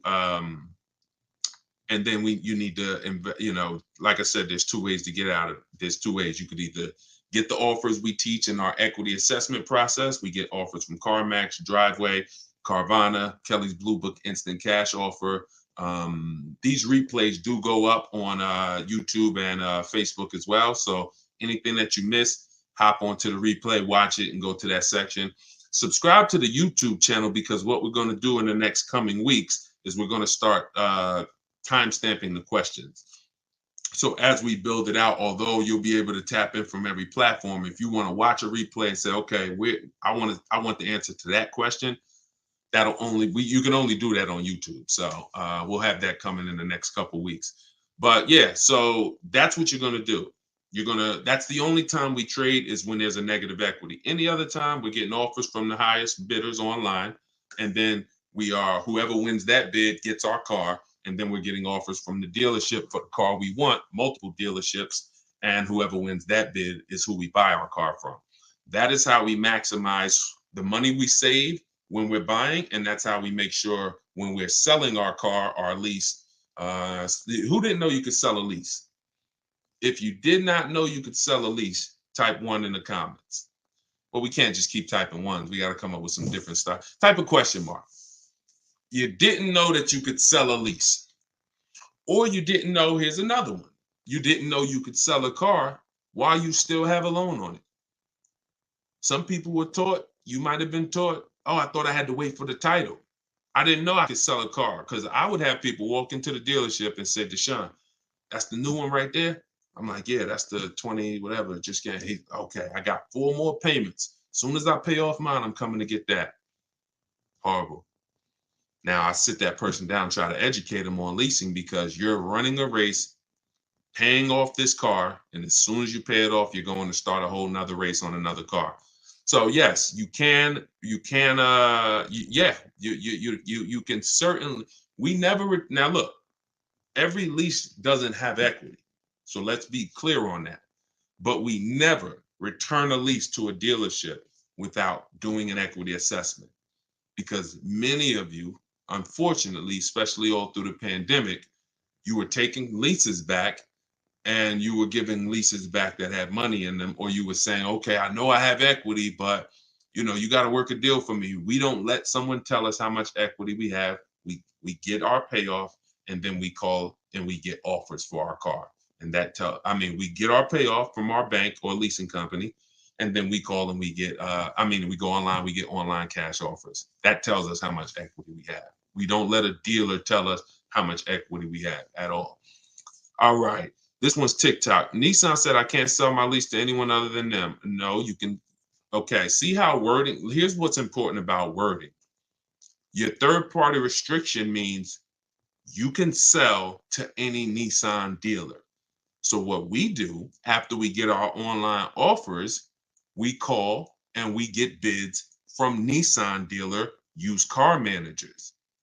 It doesn't mean, you go in and you talk to one dealer or the dealer you bought your car from. Oh, they said I can't sell to anybody but you. First of all, every Nissan dealer is independently owned and operated.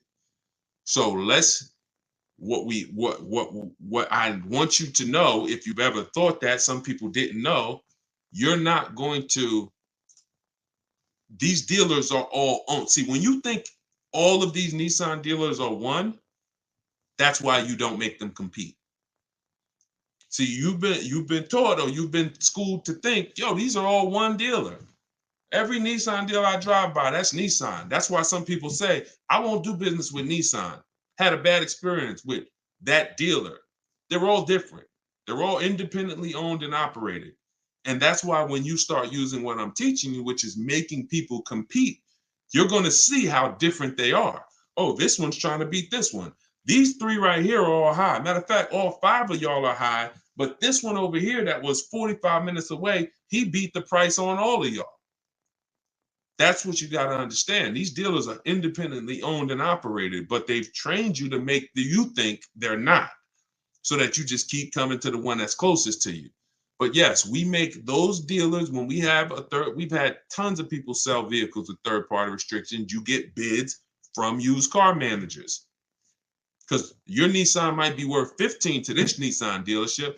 To this Nissan dealership, it's worth 16. To this one, it's worth 16.5. To this one, it's worth 17. And if you just go into one dealer and give them that car, you're leaving thousands of dollars on the table. And I'm only interested in talking to the people who are like, Deshone, I'm done leaving money on the table. If that's you, then just keep listening and unlearn what you've been taught. A big part of what you're going to do here is unlearn the bad advice. We're going to make sure of it. All right. Mike Kelly, this one's Facebook. Is there a source anywhere that will tell you any and all rebates available on the vehicle you're looking for? No. Nope. You must shop offers. If there was just, it'd be great to just know all public nope. Rebates, brand new cars and leases. There's nowhere you can go that say, oh, look, they have all these rebates. Example, like I talked about Sean, I pulled his deal. Sean is somebody that uses my stuff, and if you use my stuff, you get multiple offers. This was his F51, his F50 Lightning, $73,000 vehicle. Not only did the winning dealer save him $4,990, that's from the dealer, but through multiple offers, the rebates were revealed, 15.5. Now, You don't know if that's the real rebate. Could be 18. When I worked for Mercedes, I sold 2 Maybachs. The rebates on each of them was $20,000. So some people, I remember when a young lady named Shonda, she lives in California. She got a Volkswagen, she got a Volvo last year. She had to go to Southern California because they were blowing everybody away as far as the prices. She said, Deshaun, I'm taking a plane, $73 plane ticket, because the dealer in Southern California is saving me $3,000 above my best offer up here. And I said, well, sounds like a great plane trip. You're going to have a nice ride home. But what we saw was some deal, and this is regular. Some dealers will say, hey, we got $1,000 rebate. I included it. Some dealers, oh, it's a $2,000 rebate. I included it. You don't know what it is until you get 5 offers, and then you see the best one. So there's no website that'll tell you what all the rebates are. Be nice. Thank you to everybody who gives gifts to and supports the broadcast, stars and all of that. And of course, thank you to everyone who's bought my new digital book, Car Shopping for People That Hate Car Shopping. Everything I'm teaching, everything on my videos all over social media is in there step by step so that you can have it all in one spot and you can use this for the rest of your life. It's a digital book, so I always update it when things change.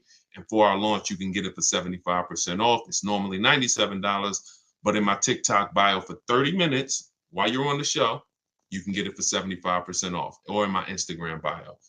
All right, let's go to Instagram. Oh, let me post it for you guys here on Facebook and YouTube as well. Anybody who's watching on the TV, you can scan that QR code, or you can go to deshonsbook.com. Don't want to forget about you guys. Good to see you, Mike Kelly. All right, let's go. See, now look at this. This is the language that we got to get out of. Somebody said, Lexus just quoted me $1,065 for a lease, $58,000 car. Now, I don't know if this person just jumped on, but about 5 minutes ago, I was talking about Nissan. See how we talk about one dealer like it's the company? And see, that eliminates our ability to tap into multiple offers. Lexus didn't quote you anything. Lexus is the big company, Lexus USA, that makes cars and has a bank and you know, has multiple franchise dealers. That's Lexus. You went to Lexus of Rockland County and they quoted you that. You went to Lexus of Englewood and they quoted you that. You see what I'm saying? When you understand that these dealers are independent, you'll stop calling them the brand. They're not the brand. And you'll also start to get multiple offers because Lexus of Englewood competes against this dealer. And so we will never buy a car without getting at least 5 offers, because 80% of dealers are overpriced. 80% of dealers will sell you a car 3, 4, 5 grand above what their competition will. 10 grand, doesn't matter, as much as they can get. 20% will blow their competition's prices away. And that's who we find, and that's who we buy from. And we do that right here from home. Now, you're welcome to do it the manual way. You can call a bunch of Lexus dealers, ask for the sales manager, get multiple offers, tell them everything that you need so that they can give you a quote. You're more than welcome to do that. I do it online. I have the strategy I call it 25 to 5. We connect with 25 dealers, one, because I want to shop out of all their inventory. When you're buying or leasing a brand new car, you want to shop out of all these dealers' inventories so that we don't have to hear, oh, I don't have that color. Oh, you know what? That one's hard. I don't really have it with that option. When I'm shopping out of 25 dealers' inventories, very rarely do we hear that, unless it's just a rare car, and in which case, we wouldn't have, going into 2 dealers would have not worked for us anyway. So when we find out, we don't believe something until 5 dealers say it, 10 dealers say it. 1 dealer, no, we don't believe that. All right, let's keep them going. Great questions. Let's keep them going. Keep typing your questions. No, maps is not in my book. Do not, if you're in maps, you don't need my book. You're in the video version of my book and you're coaching with me. So if they're two totally separate things. Totally separate things. Oh, you just came from the masterclass. Okay, so you're choosing if you want to join MAPS. It's up to you. It's up to you. Or you can get the book. It's up to you. I provide the information. I don't hold back information. It just depends on what experience you want. You can come on here and let's ask questions, and I'm gonna give you the strategy. You can try to remember them. You can watch all my videos. You can get the book if you want it all in one spot. It's totally up to you. As long as you get the information and shop right, that's all I care about. Is it better to lease or own a car? Monica, this is a great question. And I told you guys, someone's gonna ask the same question as you. This is the first. Okay, so I'm gonna give you the formula that will save you the money that you need to save and will forever answer the question of should I lease or buy this next car? It's very simple. This question has nothing to do with how much you drive. It has everything to do with how long you're going to keep the car. Because the expense that you need to concern yourself with when it comes to leasing versus buying is the unseen expense, depreciation. When you are buying a car, if you are keeping it 7+ years, like once you get to about 7 years, your depreciation has really cooled off and leveled out. What does that mean? You're not losing a lot of value in your car every year. When you buy your car, the first year, the second year, the third year, the fourth year, the fifth year, you're losing high percentages of the value. Whether you drive it or not, doesn't matter. You could have it parked outside. It's just going down, going down, going down. This is why you got to be clear on the fact, here's what you got to understand. I pay for my mileage. I pay for my usage, whether I buy or lease. Because how many people have either said this or you've heard somebody say it? Oh, I want to drive as much as I want, so that's why I don't lease. Who's heard that? Or said that. Honestly, I like to drive as much as I want to, so that's why I don't lease. Let's see. Okay, lots of you. So you pay for that mileage whether you buy or lease. When you start realizing that, now your mission is going to be, if I pay for it whether I buy or lease, which one do I pay less for? Now, in the long run, for those of you who on average, because I mix it up. I've had 6 leases. I kept those 3 years. I have a vehicle now that I bought. We're keeping it 8+ years. So there's no one, it's not the person, it's the vehicle. Who on average has a car that they usually keep 8+ years? Tell me how many years on average you keep your car, or even on how many years on average you've had your last car. How many years do you typically keep your car? The car that's outside, how many years you had it? Just stop. I want to see some of your answers. You shouldn't be shopping for a car like it's a second job. Once you decide what you want, if you're doing it your way, it's gonna suck. I'm not here to tell you it's not. I'm like, the old way sucks. That way, I get cars in 90 minutes. The people who use these online shopping strategies, I have an online shopping system. It's not something I hope works. I've worked with 1,700 people since 2021, personally, in my video library program. That's outside of the book. Thank God, we're putting thousands of books in people's hands. There's thousands of people that are going to be using this. It is not going to take them hours or even days. No, that's over. But the old way, yeah, takes a lot of time, and you still may not get what you want. Okay, so I see 3 years. I see 3. I see 15. I see 10. I see 10. Okay, let's see. I see 10. I see 2. I see 12. I see 8 and 12. Okay, so the question is, how many years have you kept the car that you have? If you're not keeping your car 8 years, then what's happening is you're losing so much value. And here's what's happening. When somebody like Charles is on the screen right now. If you're on any of the platforms that I can broadcast the picture, then you'll be able to see it.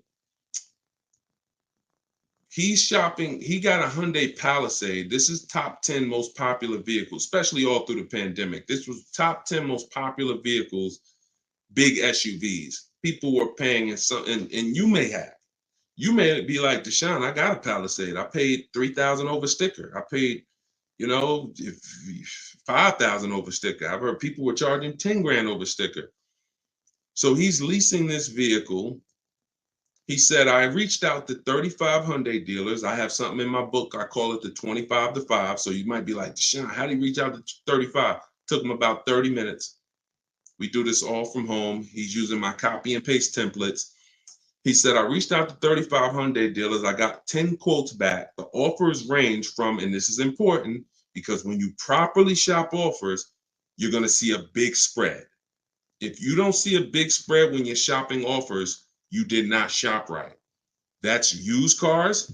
Whenever I'm buying a used car, the car I bought, it was 31 grand. I saw vehicles from 31 up to 37, 38. When we shop offers, you should see a $3,000 to $5,000 difference between your best offer, who wins the bid, and your highest offer. That's when you know you shop correct. So he said the offers were between 1.23 and 1.66. I'm a high mileage driver, so he adjusts the mileage after, but his payment on a $48,000, $48,595 Palisade is $597. They told you that leasing was like renting. One of the worst things you heard. Who's heard that? Leasing was like renting. Renting a car is hundreds of dollars per day in most cases. Leasing a car is pennies on the dollar when you get great leases. And don't pay attention. He gave them $597. We always shop our lease deals with only first month's payment due at signing. So don't listen to the advertisements. Don't listen. Pretty much, if you're going to do what I'm telling you to do, you got to stop listening to everything but me. And that's not egotistical. Try what I'm telling you. But if you start listening to people, oh, it's no deals out here. Not for you, there isn't, because you're using old strategies. Oh man, I went to all these dealers, man. Nobody want to make a deal. For you, oh, I saw a commercial that said to lease a Hyundai Palisade was $497 a month, and I had to come up with $4 grand plus taxes and fees. We don't look at those. So for real, if you're going to do this and you want to save the money that Charles is saving and that a bunch of other people I'll show you are saving, you can't listen to none of that stuff. None of that is deals. That's noise. Deals are not advertised. This, they will never advertise. You will never see, come drive a Hyundai Palisade, $50,000 vehicle, $597 a month, no money due at signing, and that includes tax. You'll never see it. That's a real deal. Real deals are not advertised. And if you're not keeping your cars 8 years, somebody like Charles, who's learned to lease, he's paying so much less than you. So there's two ways to win with buying cars. You're either going to keep them a long time, 8+ years, so you can outlive all this depreciation, all that money you're going to lose, or you're going to get great lease deals. But there's this group of people you're stuck in between. You like, some of you buy and keep. Look at all the people on here who put 10 years, 10 years. Those are people you won. You kept a vehicle 10 years, even if you overpaid for it a little bit, you still won, because the long-term wins, the long-term value will exceed anything that you might have overpaid for. Now, if you got a crazy deal and crazy huge discount, even better. Those are the people who will win. But the leasers who get great lease deals, you win. But the people who you're stuck in between, you buy your cars and then you trade them in. 2, 3, 4, 5 years, 6 years. You haven't picked a side. You won't lease and then you won't keep. And you're destined to lose if you're in there. There's another group of people who are losing. You lease and then you buy the vehicle. Stuck in between. You're losing. And it's time to stop. Because, well, anyway, let's go. Let's keep the questions coming. Somebody on Instagram said he can't hear me. How's the volume on Instagram? Can y'all give me a clear? Is it him or is it me? Let me know. All right, come on. Let's keep the questions rolling. Have any bad credit questions been answered yet? There's no bad questions that have been asked. Okay, good. It's clear. So check your audio, man. Check your audio. What credit score do you need, and what is your? Well, in my book is a plan for every credit score. Like if I couldn't lease, I'd be setting myself up for a lease. If I needed a vehicle right now, well, first of all, let's say I don't have the credit to lease right now and I don't need a vehicle. See, who knows that there's a very big difference between need a car and want a car? Who knows that? Very big difference. Sometimes you could mix those up. Yeah, I want a car. Do I need a car? That's different. If your car was stolen, totaled, you need a car. If you're just like, you know what? I'm looking around, I want a new car. You want a car. Now, if you have the credit, great. But if you know that based on what you're going to learn or what you've learned so far, I've got tons of broadcasts. We've talked about leasing. We're never going to stop talking about people who don't keep their cars 8 years. You're breaking the 8-year rule and you should be leasing. If I could qualify for a lease and I needed a car, I'm getting an inexpensive car that I can use to build credit.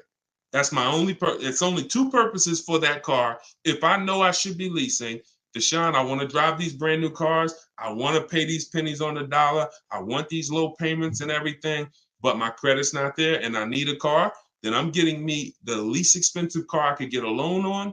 It's going to be for two purposes: to get me where I need to go and to build credit so I can lease in 2 years. Now, if you go out and you get a $20,000 or $30,000 car and pay 20% interest rate on it, you won't be leasing in 2 years because that car is going to have so much negative equity. When in 2 years, when you go to try to switch it and sell it, you're going to see I owe too much, and now that's going to blow out my lease deal. I would have got a great lease deal, but I still owe daggone $23,000 on that Scat Pack that was 9 years old with 90,000 miles. It's your choice. You could set yourself up or you could set yourself back. All right.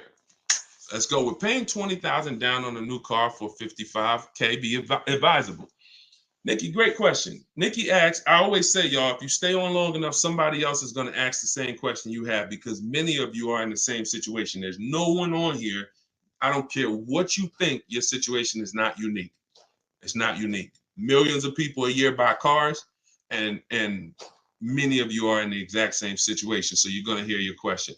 Now, she said, would paying 20 grand as a down payment on a brand new car for $55K be advisable?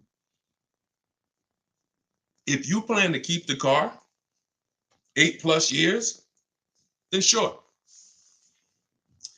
There's nothing wrong. See, I want you to look at down payment money when you're buying, like paying cash. People weigh it the same. What's the rate? What am I doing with my money? So let's say the interest rate, before we buy any car, we always check to see is there any special interest rates. 0%, 0.99%, 1.99, especially in the days where interest rates are high. We check this. We check this anyway, but it doesn't matter. Interest rates could be super low. We're still going to check this. So some people will say, if the money is very cheap, then I'm not going to put much money down if my money is working for me. So let's just say you got 20 grand under the mattress or in a safe, then that money's not working for you. It's just cash. So you may not care about throwing it at the car. Someone who has money in the stock market and mutual funds and real estate and investments that are earning them, 8-10% or more, they're going to put less down and they're going to use the bank's money if it's cheap. Now, if the bank's money is expensive, 6%, 7%, 8%, then whether, in those cases, it makes sense to not use any leverage because the money's expensive.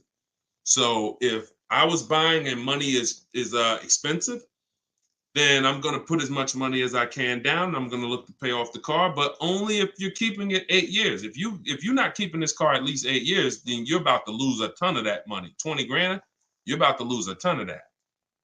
A ton. because you should be leasing. You should be shopping for leases, not for purchases. We must, if your goal is not to be one of the people on here, when I ask how long have you had your car and they put 9, 10, 12 years, if your goal is not to get to that level, because at that level, you've outlived depreciation. Your car has lost tons of value the first 3, 4, 5, 6 years, tons of value. But it gets to a point where it's cooled off. It gets to a point where you're not losing that much money anymore. And that's where most people go and trade a car and do it all over again. They said, look, I went through the worst depreciation for 6 years, but let's go and do this again now. Start all over. Where you're supposed to be at that point, like, now this is where I keep it. Car's paid off, depreciation's cooled off. I'm going to keep this thing, and I'm going to now get all of this money that I put into this car back out of it. I'm not going to go swap this and do this thing all over again. If you are that per Deshone, I'm not keeping a car that long, then you should be shopping for leases. Deshone, I don't have the credit, then you should be getting a car that sets you up for a lease in 2 years. Very simple. Boundaries. T-Rock, good to see you. Good to see you. I see a lot of people. If this is your first time on the broadcast with us, can you type a 1? I always like to shout out the new people and shout out to the sharers. Shout out to everybody who tagged somebody, who invited somebody to the broadcast. On Instagram, if you hit the share button, you could actually run down the list and just share with like several of your friends. And look, I'm just telling you, as we get this information out, you don't want to see your friend's car deal in a year. And you like, when did you get that car? And you like, you don't follow Deshone? And I know, I never heard of him. Because most people have no idea who the heck I am. And you like, man, I've been following him for like a year. No, didn't I tell you I was shopping for a car? Why you ain't telling me about him? Now you might lose a friend. You might lose a friend. I'm just saying. All right. To everybody that just jumped on, everything that I'm teaching, if you've seen any of my social media videos, it all comes out of my brand new book, Car Shopping for People That Hate Car Shopping. It's a digital book, and I kept it digital because I have links in there. I got links to videos. I got links to my scripts, and I update it when things change in the market. If I had 100,000 books in your houses, now something changes, a website changes. That now here's what you'll be hearing. Hey guys, yeah, I know you bought my book last year, but you know, a couple of the websites changed, so I just released volume 2, the updated version. Go get that now. Right in my that's the only thing you could do. I wouldn't be wrong. It's just that's all you could do if you have a print book. With a digital book, update, you open it a year from now. Any websites that are not relevant anymore, like Vroom went out of business a couple months ago. They weren't part of our bidding strategy. You open it up, you don't see Vroom because I updated the file. So you can get it for 75% off as part of our launch. In my TikTok bio, it's normally $97. In my Instagram bio, or you can go to deshonsbook.com if you're on Facebook or YouTube. I'll put the link for y'all. And let's keep the questions coming. Let's go. But get your book. Once 30 minutes expires, it's $97, which is still great money. So it doesn't matter. You're still going to win. But 24 is better than 97. All right. Let's see. This one's from Facebook. We're taking questions from all platforms, so keep typing them. I typically lease, but I want to buy a used car 3 years or older. Plan to keep it for a minimum of 3 to 5 years. Can't make this stuff up. Paul, how long you been on the broadcast? How long you been on the broadcast, Paul?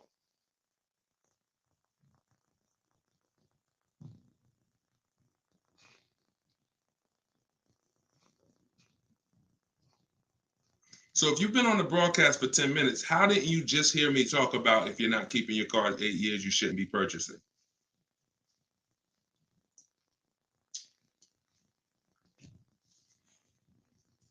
You're losing, brother. You're losing. I'm making this as clear as it can possibly be. You need to be locked in. I didn't say if it's not used. Don't, please listen. Take what I say exactly the way I say it. Exactly the way I say it.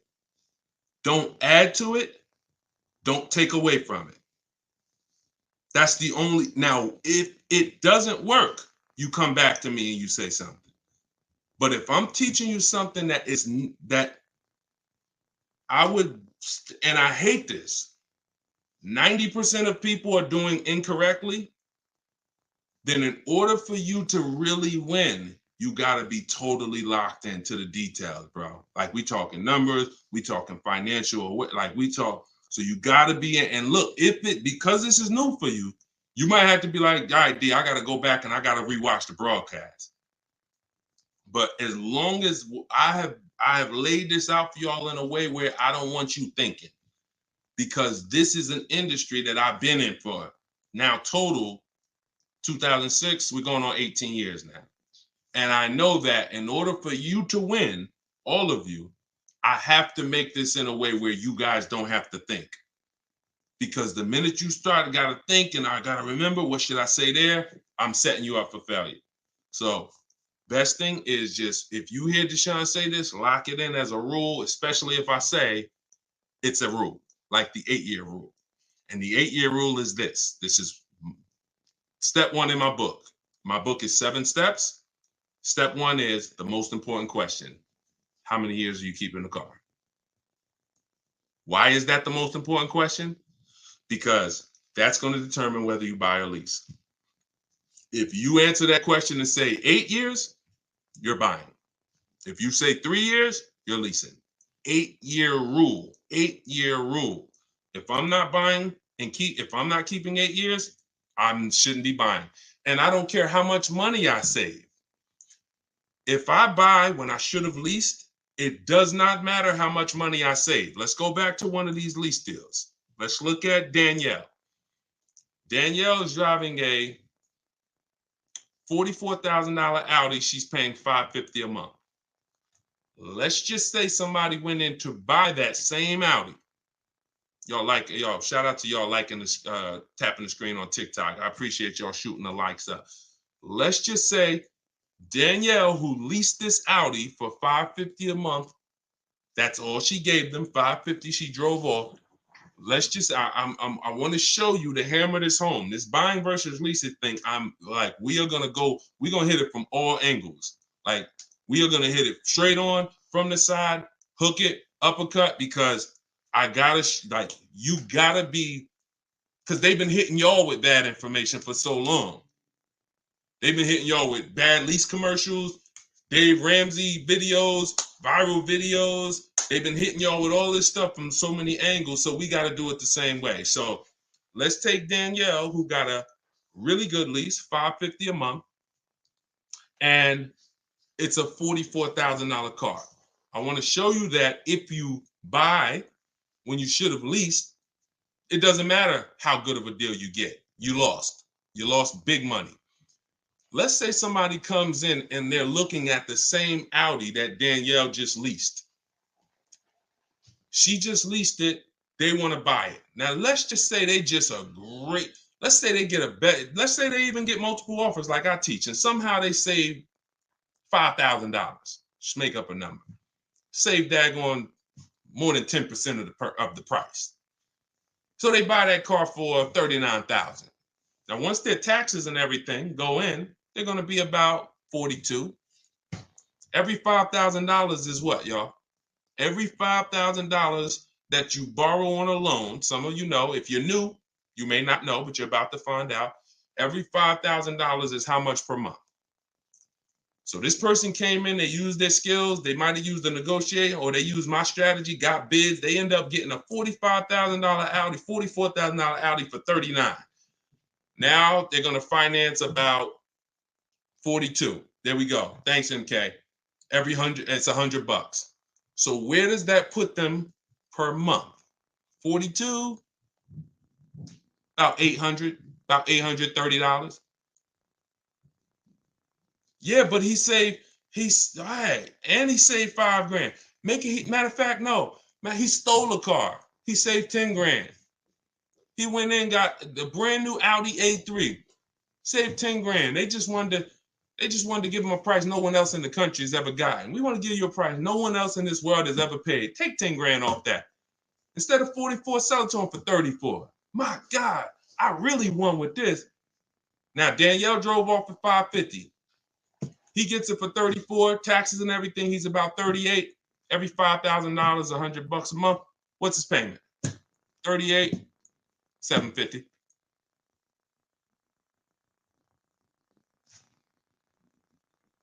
On a deal no one else will ever get in this world.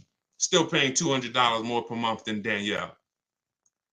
Do y'all see what we're talking about? Is that clear? That's why the first question, how many years are you going to keep the car, which is the leasing versus buying question, the 8-year rule question, is where your deal foundation. Let's say somebody says, you know what, Deshone, I'm not buying new.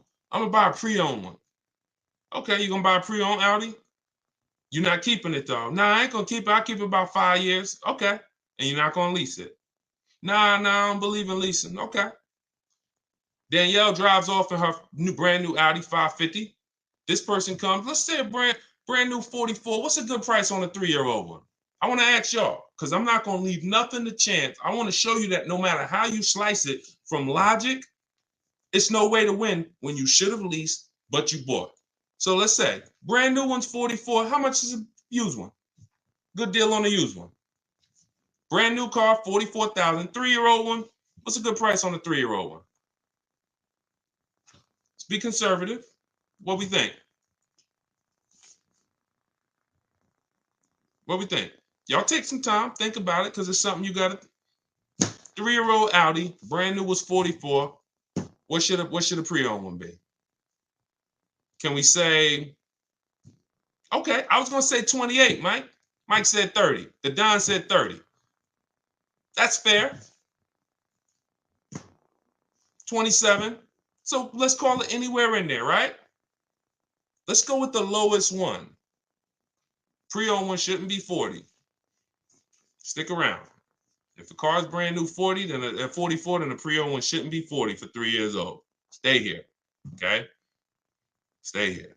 We're gonna make sure that you save money, but let's just go deep.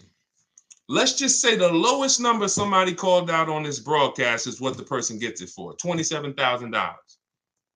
$27,000 tax, put them about 30. Every $5,000, how much a month? $100. What's their payment? $600. Is it clicking? If it's clicking, we just compared a good lease deal that Danielle got, what's coming out of her house, what she's driving. Danielle pulls up to next to two people. Let's just say they all at the traffic light. 3 Audi A3s at a traffic light. Danielle in the middle. This woman over here, she bought hers, got a great deal on it. And this used one over here. Danielle's paying $550 for a brand new one. Person to her right bought it, paying, what was it? What was the person who bought the new one paying a month? Was it 8? It was 8, right? And the person to our left who's driving the used one, 3 years old, 1 year left on the warranty, is paying 6. This is why I fight for you to understand. This is how you got to understand. So when you think about it, and some of you might be saying to yourself, Dad, Deshone, I haven't kept my cars 8 years. That's me. So what are you going to do now? I wish that I could meet you where you're at and be like, hey, you're doing so good with these cars. You're just saving all the money you should be saving. You know, you're just killing it. But let me show you how to do a little better. I wish that was like, that'd be easier to deliver. That's not me. That's not what I'm here for. I'm here I got to deliver the bad news first. I'm from an industry that taught you how to do things wrong. And then you got influencers who talk about cars, who know nothing about financial strategies with cars. They done gave you strategies that have failed you. So I got to come in and tell you, yo, that was all wrong. Now it hurts because you're like, Dag, I lost money. But I'm the only one that's going to give you something that say, all right, You lost the money, but you still got a couple more cars left. We still got your family. You still got your friends. We could win from now on. So that is the rule.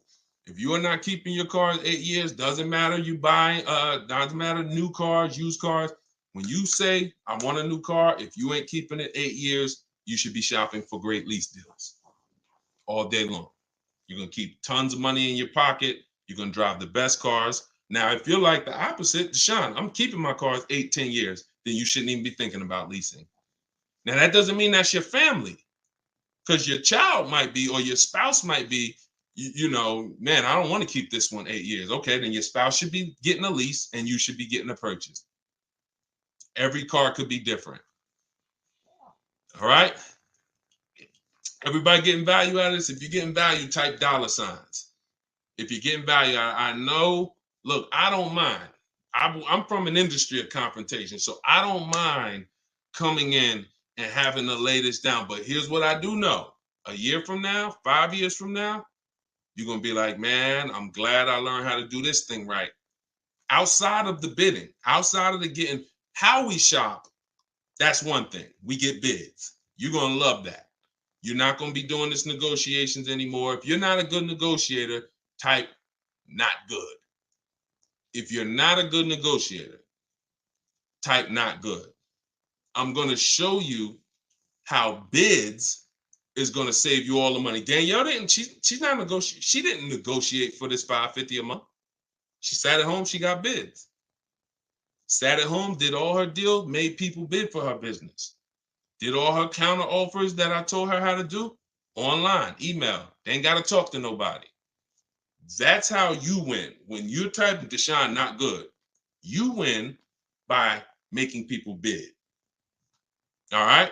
That's how you do. But outside of how we get deals, the leasing versus buying, that's the foundation of the deal. And if your deal's on the wrong foundation, you can't get a good deal. So the first thing you always got to do, put your deal on the right foundation. I should be leasing based on how long I'm going to keep the car. I should be buying based on how long I'm going to keep my car. All right. Is it true that you're not responsible for major repairs when leasing? That's correct. Now, you can't bring the vehicle back damaged, but if you have an accident, you run it through insurance, it doesn't affect you. You have no penalties. You could have 10 accidents when you're leasing, as long as you run them through insurance. Now, if you had 10 accidents on a purchase, what is that doing to your value? You owned your car, you got 10 accidents. If you lease, you don't have to worry about it. Let me put my banner back up for those of you who just jumped on, or those of you who are like Deshone. I need that book. What's the name of it? My new digital book is called Car Shopping for People That Hate Car Shopping. It is not just leasing versus buying like I just broke down, but also how we shop and make dealers bid for our business, how we make banks bid and credit unions bid, and how we make buyers bid. We don't trade cars. So everything is in there, and you can get it for 75% off. It's normally $97. It'll be in your inbox in literally 10 minutes or less, really like 3-4 minutes. You can get it in my TikTok bio, but it's only 75% off for 30 minutes. Once it goes to zero, it goes back to $97, which is still a great price. Or you can get it in my Instagram bio, click that website, and grab your copy for 75% off. But yeah, when leasing, here's the key. When leasing, you may have heard that with leasing, oh, the car has to be perfect. Absolutely not true. Many leasing companies have something called the credit card rule. So if a scratch could be covered by a credit card, they're not going to charge you. They allow for normal wear and tear.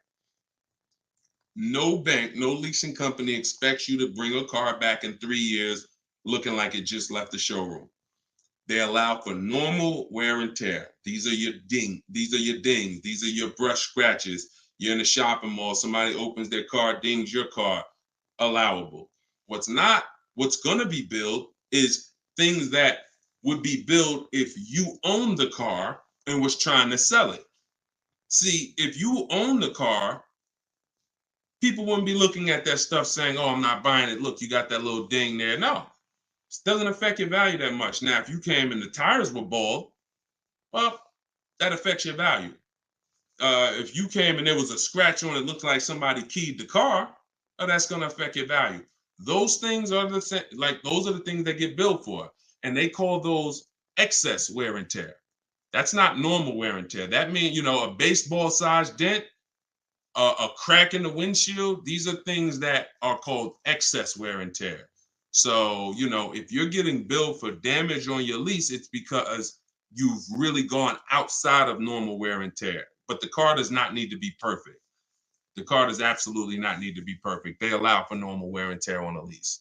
See, hold on. All right, we got a little more time. Let's keep it going. Jay, I have the book. Use it. Congrats. Use it and win. And please, everyone who has the book, please DM me. I don't see DMs, so I'm not even gonna say DM. Thank God we have over 2 million followers across 4 platforms. And we get hundreds of DMs. There's just no way for me to see them. The minute you purchase the book, I give you a support email just in case, because sometimes you type in your email wrong, you're typing fast, and you're trying to get back to the broadcast, and it won't be there. Give it 10 minutes. Make sure you check spam, but make sure you send me your success story. I want to see when you get your car, and I want to see the deal. See, this is the difference when you start getting great deals. Let me tell you how different this is going to be. You're going to be just as excited about the deal as the car. See, people, if you don't know how to get great deals, you don't broadcast the deal. You just say, oh, look at my new car. When you start getting incredible deals, Danielle, when you start getting deals like this, save, and it's not just leases. We got tons of people who got purchase deals too. Like I showed Sean. Sean's getting an F-150. Look, he's getting an F-150 Lightning XLT. He sent me this a couple days ago. $73,000 MSRP. He's getting $20,000. He's getting over $20,000 off. He's purchasing that, keeping that truck. So when you start getting stuff like this, you're gonna broadcast the deal. So you're gonna be so excited, yo. Not only did I get this great car, look at what I did. So send me that, Deshone. Look at what I just paid for this. Yo, look at this lease deal I just got. Deshone, look at this used car. Look how much I just saved from the original MSRP. That's when you are confident in the deals. Because I know you buy your cars and you don't want to talk numbers.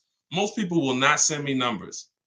Most people will not send me numbers. I've been on social media now for what, May 2021, going on 3 years. Very rarely do I get a deal that somebody bought. You don't have confidence in the deal. And no one wants to hear that you overpaid.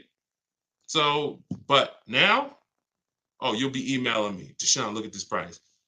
Damn, I stole this car. Look at this, Deshone. This was the lowest out of all the offers, and that's what I want. No, Steven, you shouldn't be buying your lease. All you're doing when you're buying a lease, look, somebody, this is TikTok. Somebody asked, should I buy my lease? Why? And the answer is no, unless you're keeping it 8 years. Because here's the thing. I know some of y'all may have heard about, heard this thing that's not a thing called lease to buy. Who's heard about that? Who's heard lease to buy? Who's heard that? Lease to buy. Who's heard that? Okay. Steven said, I never heard of it. Okay. What it is people will lease their car, turn around and buy it. We don't do that because you've already had the car for 3 years. And what you're doing is it goes back to not picking out. If you say all you're doing when you buy a lease is buying a used car, that's it. If you look at it the exact same way, that is exactly what it is. So when you look at it that way, now what you're asking yourself is, Deshone, should I buy a used car or should I lease a new car? Now, if you tell me you're keeping it 8+ years, then buy the used car. That's the only thing you're doing when you buy your lease. You're buying a used car. People used to come into the dealership. It was one of the least exciting things that I ever did. I'm gonna tell you why. And I would try to make it exciting. It never was. People come in. I set up the appointment for them to come buy their lease out. They wouldn't listen to me in some cases. Now, again, if you're keeping the car forever, if you say, Deshone, I love this car, you know what? I leased it for 3 years. I could see myself keeping it for another 8 to 10. Easy. I love this car. Then buy it. 100%. But a lot of times, nope, it wasn't. They come in and they just like, you know, oh, I don't feel like shopping, or hey, you know, whatever reason, they buy the lease. They come out of the office and I'm like, all right, hey, paperwork's done, because you're literally starting another loan, or you're laying out a good financial check for a car you've been driving for 3 years. At least when you lease, at least when you buy a used car, it's a different car, you know? So it's like there's some excitement there. It's new to you. It's new to me. So when you buy your used car, it's like got me a new car. It's pre-owned, but it's when you buy your lease, you come out of that office and you're like, dang, I just signed up for 5 years of payments on a car that I already been paying on for 3 years. Most people who are going to buy their lease, it's going to take a 5 or 6 year loan to get the same or similar lease payment. So if your lease payment was $400, usually to get to about a $400 finance payment, you need a 6 year loan. What's 6 plus 3?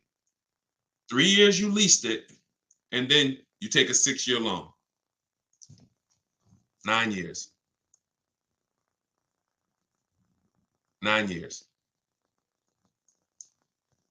Name of the book is Car Shopping for People That Hate Car Shopping. Somebody asked, what's the name of the book? So anybody on here, you all are smart adult. Would anybody on here sign up for a 9 year loan? Anybody? Anybody? No. No. Look, she said, hell no. No. So that's what most people are doing when they're buying their lease. And you look up, you look up, and a lot of people ain't even planning on keeping it. They just don't want to shop. See, when you learn to shop, Stephen, you'll see it's deals everywhere. Like the deals, like I've been helping people for the last 3 years make deals all across the country. It's deals everywhere when you know how to shop. When you don't know how to shop, there's deals nowhere. So most people, they're just buying their lease to buy some time. Here's what happens. Literally, they'll pay the lease for 3 years, buy it, take out a 6 year loan. You look up in 3 years or 2 years, let's say 3. And you're like, all right, you know what? The market seems a little better. Meanwhile, it's been fine the whole time. And you're like, okay, man, I've been driving this car. I leased it for 3 years. I had it for 6 years, man. Let me go and get something else now. Shop. You still owe 3 years of payments. What a shame to have a car you paid on for 6 years and you still owe 3 years of payments. One of the worst financial decisions people are making. But again, if you're going to keep the car long term and pay it off, keep it 8 more years, then buy the lease. But if that's not you, you should be shopping for an aggressive lease deal right now. All right. This one's Facebook. Sandy said, Brother Deshone, help a brother out. So I'm looking for a Benz GLS 2018 to 20. I'm having trouble with the sheet. I can't figure out the discount because I can't obtain original sale price. Also, when listing from highest to lowest, should I list from range of years, or each sheet is broken down by years? I always do lowest to highest. I do the lowest price to highest. So whenever I open up the offers, you're using what's in my book, Sandy. You just open up, once you have the marketplaces, you create your account, you open them all up, and then you're sorting lowest to highest, because you can't. Who knows what we're trying to do when it comes to market value? Who remembers? What's the only thing important for us when it comes to market value? Let's see. And you know what? We've been getting a lot of new people on here every broadcast, so I can't even ask that. I can't even ask that because, you know, a lot of people on here for the first time. Yes, Mike called it. Yes, below market. So that's the only thing. So how do you get a below market used car? You gotta know what the market is. So when you open up those tabs, Sandy, you're going from lowest to highest because you need to see what the low side of the market is. Doesn't matter the year. I won't sort for the year. I will sort for the lowest value in the market, because if you've done the perfect budget calculator, which is in step 3, that's going to tell you, it's going to give you those goals of how much you can spend on a car with taxes and everything. And so when you have those goals, now what you're looking for is, I'll go lowest to highest, But if I see a 19 or something that I like, then I'll go with that because I know it's within my budget. So I just need to know what the lowest price in the market is. Now you could also do it by year. You want to do all the 18s, you could do that. You want to do all the 19s, you can do that. If you have, because what I would do is I look for the newest year first. So if I was looking 18 to 20, I'm trying to see is there a 20 in my budget? And then if I don't see it, all right, now let me add 19s. Is there a 19 in my budget? And then I go into 18. I'm only going older when I need to, not just from the start. I'm starting with the newest vehicle and seeing, can I get a great quality vehicle, new as possible, in that budget? And then if I can't, then I'm going to open it up to additional years. And when it comes to getting the MSRP, there's 3 ways to do it. You can try Get Clutch. I'm going to give you this website. Because every manufacturer doesn't have a deal with Carfax. Carfax shows the window sticker for the brands that they have a deal with. I think it's probably like 15, but there's 40 brands. So I would narrow it down to your top vehicles, and if you see that they're priced great, then you can use withclutch.com. I think it's withclutch.com. We're looking to build a software because they charge $5. I haven't found a spot that besides Carfax, and you've been able to get those Carfaxes on the dealers' websites, Sandy? You've been able to bypass, don't buy the Carfaxes on the marketplaces, go to the dealers' websites like the book says, and that's what you do. You need to get the original window sticker price, y'all. Because you're gonna pick the wrong car. I had 4 Infiniti trucks that I had narrowed my search down to, and they were all around the same price when I bought mine. They were all 2020s. They were all the same color, interior color. When I'm looking at them online, they all look the same. They're major differences, and the biggest difference is they're all asking between 30 and 32,000. But one of them brand new was 46, one of them was 48, one of them was 52, and one of them was 54.5, and that's the one I got. See how major that is? Dad, what if I would have picked the $46,000 one because they were asking 30? So I picked the one that was 46,000 brand new. So the one I got had the biggest discount. So when we're shopping, when we're making our final decision on which used car we're going to buy, we're not looking at the dealer, the discount the dealer is giving us. That doesn't matter. What matters is which one of these cars have the biggest discount from the original price when it was new. If this car was 50,000 brand new and they're asking 35, and then this car was 55,000 new and they're asking 35, this one's better. You're giving me 5,000 more value. I wouldn't know that. On top of that, I wouldn't even know what's in the car, what equipment, what packages. So I need to know that to be able to make the best decision.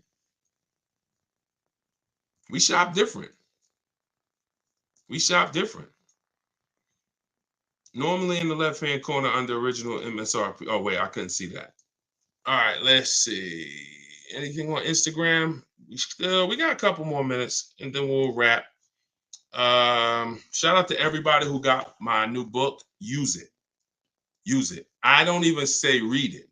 That's not a book you read. That's a book you use. It's a step-by-step action guide. Do this, then do this, then go here, then type this in. And when you get to step 7, because it's 7 steps to saving time, money, and avoiding dealerships, when you get to step 7 is delivery. So when you get to step 7, I'm congratulating you. Good job. You stuck to the process. You saved money. Enjoy. Like, let's make sure delivery goes smooth. You shouldn't be reading step 7 and then saying, all right, I read the whole book. Now let me go back and car shop. No, that's not the way this book is. It's action guide. Normally $97. If you haven't visited the site yet, you can still get it for 75% off for 30 minutes as part of our official book launch. It'll be in your inbox in a matter of minutes. You go to my TikTok bio and grab yours. You can go to my Instagram bio and grab yours. And you'll have everything I teach in one spot, step by step. All right. I need this. Perfect. Now it makes sense. I was confused. You're the man. Appreciate you. Use it. I'm excited for you. Just stick to the process, and stay in the boundaries. You'll be just fine. It's different when you're operating with a plan. New here. Is this the help to when buying a car or selling?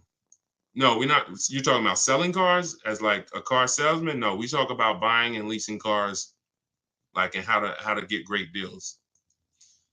The book is normally $97. Somebody said, how much is the book? It's normally $97. That's the price it will be. That's the price it was before we launched it. And for our launch, it's 75% off. So if you get there before the timer is before 30 minutes, you get it for $24. And $97 is a great price, because you'll look back on it. If you use this book will save you. This book's probably worth $10,000. It's worth $5,000 each car you get, I would think. So depends on how many cars you're gonna get. Okay, this one's YouTube. How do you turn the rent charge on a lease agreement into an APR? No, we don't shop like that. You're not gonna do anything by converting so what he's talking about is taking the money factor and converting it into an interest rate. You multiply it by 2,400. That doesn't matter. Here's what matters. Listen, we take the way we do lease deals, we divide the MSRP into the monthly payment. That gives us a percentage. We divide the monthly payment into the MSRP. That gives us a percentage. This is based on the 1% rule. Every savvy lease buyer, well, most savvy lease people who've been getting great lease deals for like the last 20 years, you always knew about the 1% rule. It was like, if you could get a lease 1% of the MSRP or lower, no money down, you stole it. So all my leases, every single time I've leased, and I haven't leased since 2019, that was my last one, have been under 1%. My Jeep Grand Cherokee, $35,000 vehicle, $330 a month. I had 4 Infinities, all under 1%. My Q50s, $45,000 vehicles, I was paying $3. My highest payment was $390. The one before that was $365 or $345. The one before that was $325. These were $40,000, $42,000 vehicles. My Pontiac G6s was $256 a month. These was like 20. That was my highest one. That was my first lease, and I had to pay a little bit more because I was just establishing my credit as a leaser. But even that was probably 1.1%. So the 1% lease rule has been around way before I even got into the car business. What wasn't around, though, was when people were paying too much for leases. So we came up with the 1.5% rule, because once your lease payment is more than 1.5% of the MSRP with no money down, you're paying too much for a vehicle you're giving back. So lots of people, especially through the pay, I was making videos, people were making videos, hey, you really should explore leasing. No one was telling you guys how to make sure you weren't overpaying for the lease. Now, that doesn't mean it's a great deal. Like, that was like the max, 2 extremes. 1%, I stole a vehicle. 1.5%, I overpaid. So somewhere in between here is good deals. So when you look at this and you're like, okay, lease deals. What was the question? Oh, no, it wasn't Stephen. It wasn't leasing seems so costly now. Somebody had said something. How'd I get on that subject? What was I talking about that I went into a lot of lease deals? Thank you for your time and expertise. Appreciate it. I told y'all know when I'm doing these rapid fire Q&A, especially, we're an hour and 15 minutes in. See, that's usually my body clock saying, all right, it's about time to wrap. No, this is what it was. I'm at Alex from YouTube. His question's on the screen. He was talking. See, there's plenty of people who walked into the dealership when I was there. They had their financial calculator. Hold on, let me put a lease deal up here. And what they would do is they would ask me for the rate, the residual, and they would convert the money factor to an interest rate. And they're like, okay, what's the selling price and all of that? That's not how you get your best offer, because you don't know what the rebates are. You don't know what I'm holding on to. What are the unadvertised incentives? You have no idea.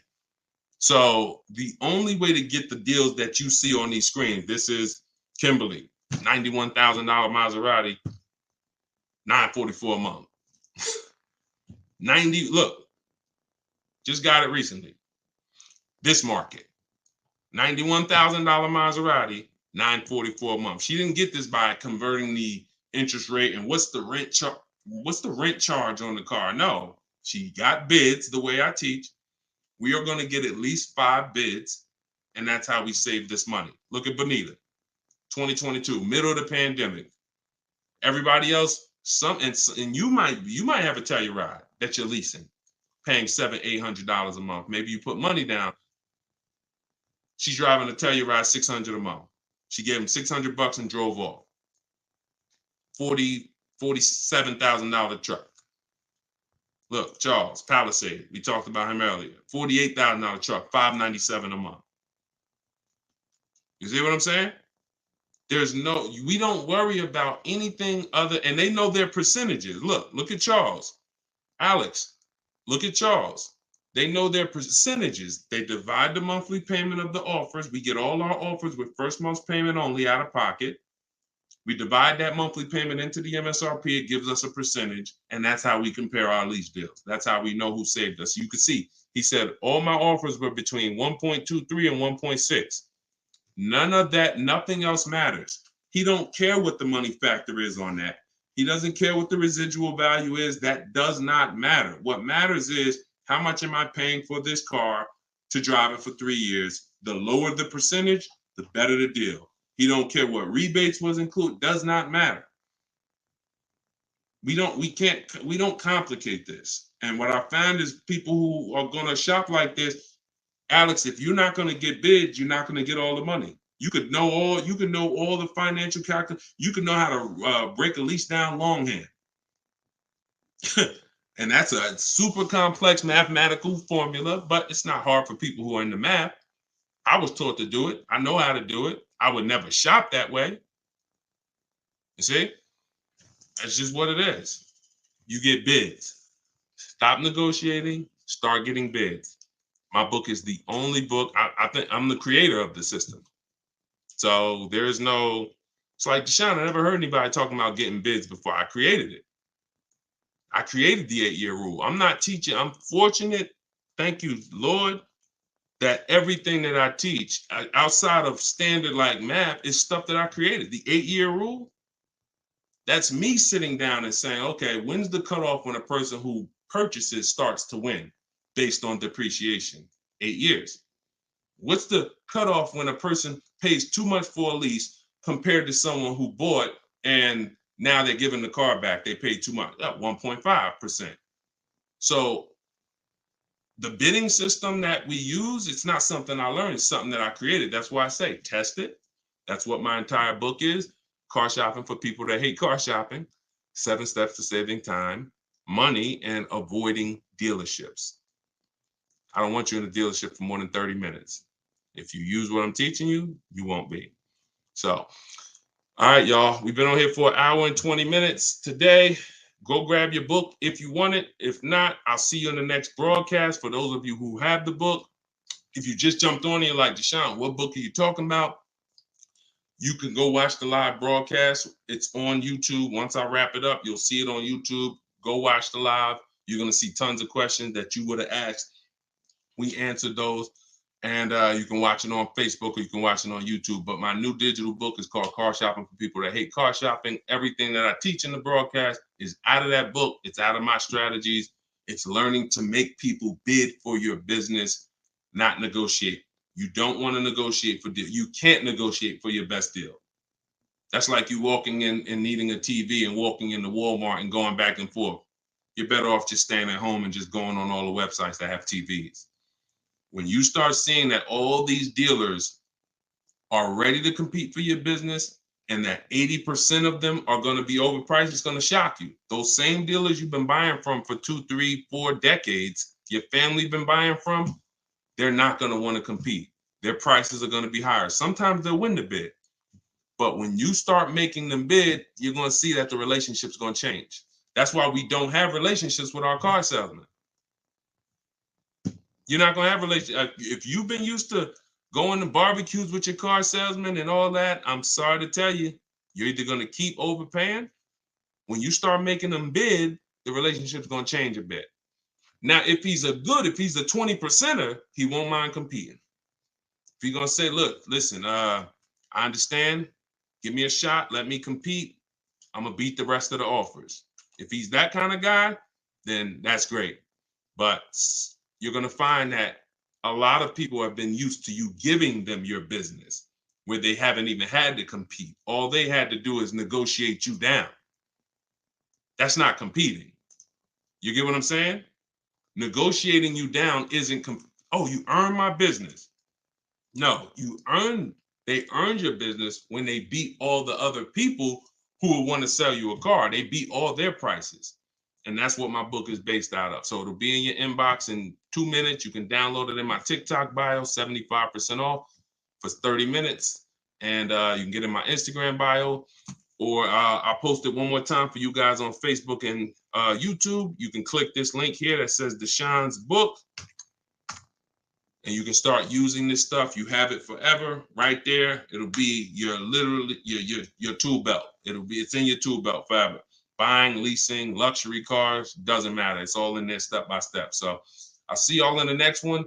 Thank you to everybody that shared. Thank you to everybody who gave gifts. Thank you to everybody that invited somebody here. We can't do this without